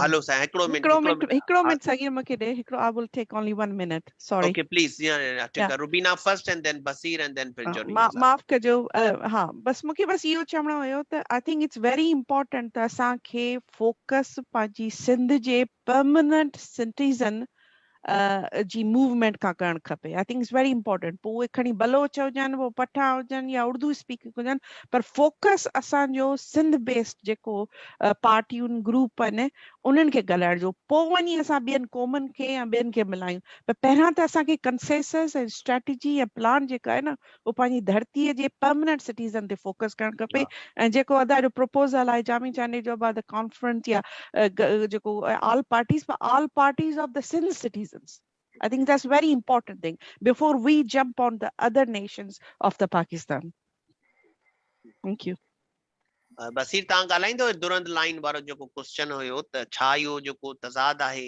इहो इनहेरेंट तज़ाद आहे तालिबान ऐं पाकिस्तानी एस्टेब्लिश जे विच में छा इहो अॻिते हली करे उभरंदो या उनखे बि पाकिस्तानी ओवरकम करे वेंदा कंहिं तरीक़े सां पाकिस्तान वाले तो करेंगे ओवरकम करेंगे बल्कि इनसे अलायंस बनाएंगे इसलिए कि जो नेशनल फाइट है या स्ट्रगल है इसको तो काउंटर करना है ना और इसको काउंटर करने के लिए आपके पास जो कोहेसिव फोर्स बनती है वो इस्लामिक या रिलीजियस बनती है कि जी सब मुसलमान भाई भाई हैं और हम जो हैं वो जाहिरी बात है इस्लाम के नाम पर बने हैं तो ये नेशनल मूवमेंट के लिए इनको तो ज़रूरी है कि तालिबान भी इनके साथ हों और दीगर रिलीजियस ग्रुप्स भी हों।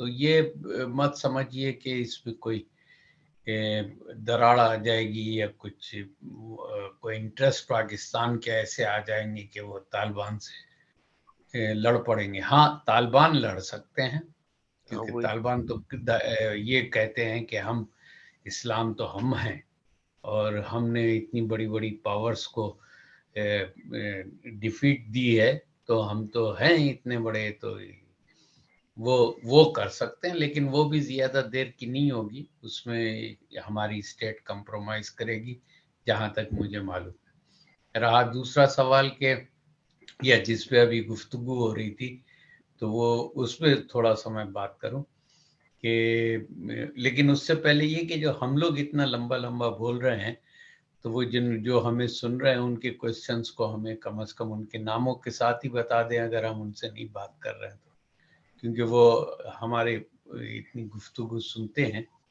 तो उनका भी हक है कि वो पार्टिसिपेट करें। लेकिन ये जहाँ तक कि ये बात है कि हम कोई इस टाइप की कॉन्फ्रेंस करें पख्तूनों, बलोचों और इनके साथ, तो मैं आदि रूबीना से बिल्कुल ही मुत्तफिक हूँ कि पहले इंटरनली हमें करना चाहिए, जो परमानेंट हैं यहाँ के लोग उनके साथ, और उनमें यानी नेशनल क्वेश्चन बहुत ज़रूरी है और उसके साथ इन्फ्लक्स का एक सब्जेक्ट हमें रखना चाहिए। अब नेशनल क्वेश्चन पे हमें आपको बिल्कुल साफ सारे लोगों को बता दूं, जो भी सुन रहे हैं बिल्कुल साफ बता दें कि ये पख्तून हैं या बलोच हैं या कश्मीरी हैं या जो भी हैं, वो सिंधियों को सिंधी कौम नहीं समझते हैं। वो समझते हैं सिर्फ वही कौम है, और सिंध का जो रोल है वो ये है कि जी इनको फैसिलिटेट करें और इनकी मूवमेंट्स को आगे लेके चलें। ये जिनेवा में हमारे साथ बहुत मुश्किल पेश आती रही कई सालों से। ये गवाह हिदायत भुट्टो भी और लखू लुहाना साहब भी, किसी हद तक के अदी रूबीना भी, कि हमें उनसे कहना पड़ा, वरना वो ये कहते थे डिसअपियरेंस पे भी कि वो महाजर डिसअपियरेंस है, डिसअपियर्ड हैं, लेकिन वो सिंधी का नहीं कहते थे। उनको बहुत कहना पड़ता था कि भाई आप महाजर महाजर कह के क्या सिंध को आप तकसीम कर रहे हैं।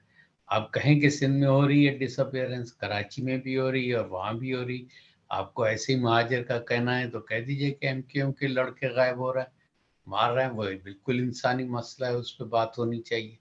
लेकिन ये बिल्कुल नहीं यकीन करते, और ये जब कराची में आते हैं तो सिर्फ इसीलिए आते हैं। और इतनी बड़ी लड़ाई थी, लड़ाई अभी भी हो, कि बलोच कहते हैं कि कराची हमारा पार्ट है और कराची हमने डेवलप किया, पख्तून कहते हैं कराची हमने डेवलप किया, ये लोग तो कुछ नहीं करते, सिंधी तो सिंध में बैठा हुआ सुस्त आदमी है, जंगली है, इसको तो पता नहीं। यानी ये वो अल्फाज है उन लोगों की तरफ से।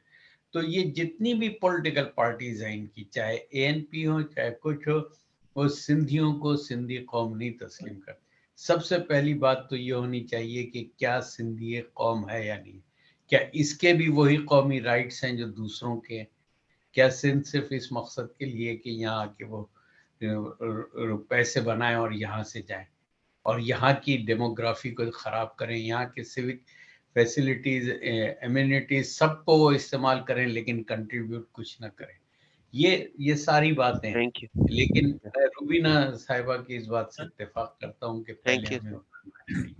छोटी सी और बात, जोनी साहब बस छोटी सी बात, बस आधा मिनट और दीजिए। हाँ प्लीज 30 मिनट कि हम कभी, यानी ये जो भी सिचुएशन है सिंध की, इसकी जिम्मेदार हम खुद हैं, इसलिए कि हमारी पार्टियां भी मजबूत थी, हमारे स्लोगन भी मजबूत थे, यूथ हमारे साथ बहुत था, लेकिन हमारी आदत ये कि जब हमारे साथ 4 लोग जमा हो तो हम एकदम उसूल पसंद बन जाते और दूसरों की बातों में का की गलती निकालेंगे। उसूल ये कहेंगे कि ये वर्ड जो है ये सही नहीं है और इस तरीके से नहीं होना चाहिए, सिंधी हारी संगत हो या सिंध हारी संगत हो, इस पे हम लड़ते लड़ते तकसीम होते रहे, हमने अपना सब कुछ गंवा लिया। ये मेरा कहना है। Thank U ji. Saint Junejo sir, please, you have a comment of 2 minutes, please, because we have to wrap it up. बिल्कुल मुख्तसर चंदो से इन सवाल ते मां रुबीना ऐं बसीर जे ॻाल्हियुनि जी घणाईअ सां इत्तेफ़ाक़ कंदे इहो चवंदुसि त इहा ख़्वाहिश तमामु सुठी आहे ऐं कोशिशि बि करणु खपे त ॿियनि क़ौमुनि सां गॾिजे। असां सदाईं इहो कयो आहे, पर प्रैक्टिकली मां कोनम तां हुन मां वाक़ुफ़ु आहियो। अहिड़ो बहितरीनु क़ौमुनि जो इतिहाद पाकिस्तान जे तारीख़ में न ठहियो आहे। मां हुनखे ठाहिण में ऐं हुनजे जेतिरो बि हलियो मां हुनजो मुतहरिक हिसो आहियां। हिते मां अॼु सेमिनार में डिटेल में न वेंदुसि, पर तजुर्बे जे बुनियाद ते मां चवां थो त इन ॻाल्हि जो को वॾो घणो इम्कान न आहे, इन ते न भाड़िजे। बसि हिते मां फ़िलहाल एतिरो ई रुगो चवंदुसि Very good, very good. ॿियनि जी ते ऐं भाड़िजे उहो जेको रुबीना चयो पंहिंजे ते कजे, उन ते अञा वधीक गुफ़्तगू डिबेट थियणु घुरिजे त कीअं असां पंहिंजी ॻाल्हि अॻिते वधायूं। बाक़ी कोशिशूं ॿियूं बि कजनि पर उन ते भाड़िजे न। Very good. Thank you, Sai. मां conclude कंदो हाणे रुबीना, तव्हां जेकॾहिं ॿ लफ़्ज़ चयो प्लीज़ पोइ formally conclude कयो as a chair. हाँ, बस मां थैंक यू चंदम सभिनि जी कंट्रीब्यूशन जी, ऐं असांखे इहो डायलॉग कंटिन्यू करणु खपे ऐं ॾाढी महिरबानी सभिनि जी। पर आई थिंक मां सम्झां थी त मां रिक्वेस्ट कंदमि अॼु जेका स्पीकर आहिनि स्पेशली त असांखे वरी गॾिजी करे थोरो, ऐं कुझु जेका माण्हू एक्चुअली सवाल बि पुछनि था इन ते लाइव, उन्हनि खे बि गॾिजाए का स्ट्रेटजी, को प्लान, को एक्टिविटी, एक्शन प्लान ज़रूरु ठाहिणु खपे। बिकॉज़ अगरि हिन दफ़े असां पंहिंजी हाणे अगरि असां पंहिंजी शयुनि खे कंट्रोल न कयोसीं, मैनेज न कयोसीं, जेतिरी बि असां सभिनि खां हिमत पुॼी सघे थी, असांखे कुझु न कुझु करणु खपे। I think we should not just have this one virtual seminar. I think we should have a follow-up, and with follow-up with a proper activity plan. We must approach JKB Sindh best organizations आहिनि, असां बाक़ाइदा माना हिकिड़ो proper plan ठाहिणु खपे। ऐं वरी महिरबानी, and I hope त असांखे इन सॼे कम में अदा जामी, अदा बसीर, अदा ख़ालिक forefront हूंदा असांजे इन कम में, छो जो सिंध ते धरतीअ ते त इहे ई वेठा आहिनि, असां त ॿाहिरि वेठा आहियूं, ऐं पर उन्हनि जे ई हेल्प सां असां इहे शयूं फैसिलिटेट करे सघंदासीं। Thank U. Thank you, Rubina. Thank you. क्या हम दीवारों पे लोगों से कहें, दीवारों पे लिखें कि अफगानी ना खपन? न हाली न साईं। पोइ सही। well, हर कंहिंजो पंहिंजो तज़िया, जेके सिंध में वेठल माण्हू असां त हाणे ॿाहिरों वेठा आहियूं वाकई बि, पर मेन शइ आहे पाण में मज़बूती हुजणु ज़रूरी आहे। ऐं आई थिंक इहो ई जेको मुंहिंजो ख़्याल आहे जेकी मेन थीम आहे सॼी अॼु पैनल जो। हाँ साईं प्लीज महिरबानी। आख़िर में कंक्लूडिंग नोट के ॻाल्हायो, मां सम्झां थो त ही सिलसिलो भल जारी रहे, छाकाणि त डिस्कशन असां सभिनी खे बि काफ़ी पासनि खां वधीक मैच्योर करे थो ऐं क्लियर करे थो ऐं वधीक डिस्कोर्स थिए थो होलिस्टिक। पर इन सॼे प्रोसेस में हिन तकिड़े 2 हफ़्तनि 3 में हिकिड़ी ॿी शइ थी सघे थी, उन ते मां हिते कुझु कमु कयो आहे ऐं इनखे मां हफ़्तो अञा मूंखे लॻंदो। पर हिकिड़ो असां वर्ल्ड सिंधी कांग्रेस वॾो फोरम आहे, हिकिड़ो पोज़ीशन पेपर डेवलप करणु खपे हिन सॼी सूरत हाल। जीअं इहो तासुर न उभरे त को असां रेसिस्ट आहियूं या असांजो को तमामु नैरो माइंडेड को पोज़ीशन आहे।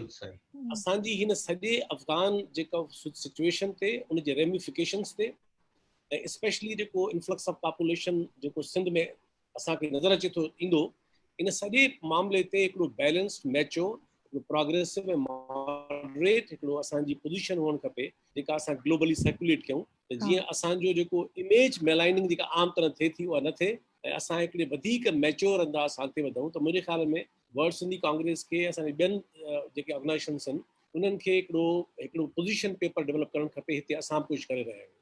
साईं ज़बरदस्त। असां हिन में बिल्कुलु पाण बि पंहिंजो इनिशिएटिव वठंदासीं, तव्हांजी बि गाइडेंस वठंदासीं, जोड़ींदे साहब जी बि, बसीर जी बि। तव्हांखे ॿुधाए छॾियां त वर्ल्ड सिंधी कांग्रेस वाहिद हिकिड़ी अहिड़ी ऑर्गेनाइजेशन आहे जंहिंजी सोशल मीडिया प्रेजेंस आउं सम्झां थो सिंध जे इवन पीपल्स पार्टी खां बि वधीक। असां वटि तक़रीबन 1.5 लाख फॉलोअर्स आहिनि फेसबुक ते, तक़रीबन 10,000 अलाए 9,000 ट्विटर ते फॉलोअर्स आहिनि, इंस्टाग्राम ते, टिकटॉक ते ऐं ॿियनि जॻहियुनि ते असांजा तमामु घणा फॉलोअर्स आहिनि जेके कॾहिं इंटरेक्टिव आहिनि, असांजी शयूं पढ़नि था, सर्कुलेट कनि था, व्हाट्सएप ते असांजा ग्रुप ठहियल आहिनि। सो असां बिल्कुलु उन शइ जो हिसो बणिजंदासीं ऐं प्लीज़ असांखे गाइड कयो। जेकॾहिं तव्हां का शइ लिखो था स्टार्टिंग पॉइंट असां ॾे मोकिलियो त असां वरी उन खे ठाहे करे पंहिंजे तरीक़े सां उन खे इंटरनेशनल असां आउटलेट्स ते कयूं। साईं जोनीजो साहब तव्हां बि जेकॾहिं का शइ लिखी सघो इन इंटरनेशनल तरीक़ेकार सां भले जहिड़ी बि लैंग्वेज में प्लीज़ असां ॾे ॾेई मोकिलियो त असां उन खे वरी ठाहे करे अॻिते वधायूं ॿियनि नॉन सिंधियुनि वटि ऐं आउट ऑफ ऐं डायस्पोरा कम्युनिटी में बि। हा चओ Great. Rubina. It's a great sort of suggestion from Ada, and I'm happy to coordinate that paper actually. So there was international lobbying lobby you come your paper बिल्कुलु kape. बिल्कुलु सही था चओ। Absolutely. So I'm happy to coordinate and will bus be पोइ in touch. Rubina मां तव्हां कजो जोनीजो साहब जामी हाँ, साहब सां ॿेड़ी जी लिखणी तमामु सुठियूं आहिनि ऐं उन्हनि खे हाँ, तमामु घणो इंसाइट आहे। सो प्लीज़ थैंक यू अदा। असां फॉर्मली कंक्लूड था कयूं। सभिनी खां पहिरियों वॾे में वॾी थैंकफुल फरहान जी जंहिं हिमत कई इन सॼे सेमिनार खे तव्हां सां सभिनी सां कॉन्टेक्ट कयईं, रुबीना जी सरपरस्ती सां, लखू जी महिनतुनि सां ऐं सॼी ॾह सिंधी कांग्रेस जी टीम सां ही सेमिनार पॉसिबल थियो ऐं मूंखे मौक़ो ॾिनो तव्हां मॉडरेट करण जो ऐं ॾिन प्यारनि माण्हुनि ऐं अज़ीम माण्हुनि सां गॾु वेही करे मूं उन्हनि जो ख़्याल ॿुधा, तव्हां ख़्याल ॿुधा।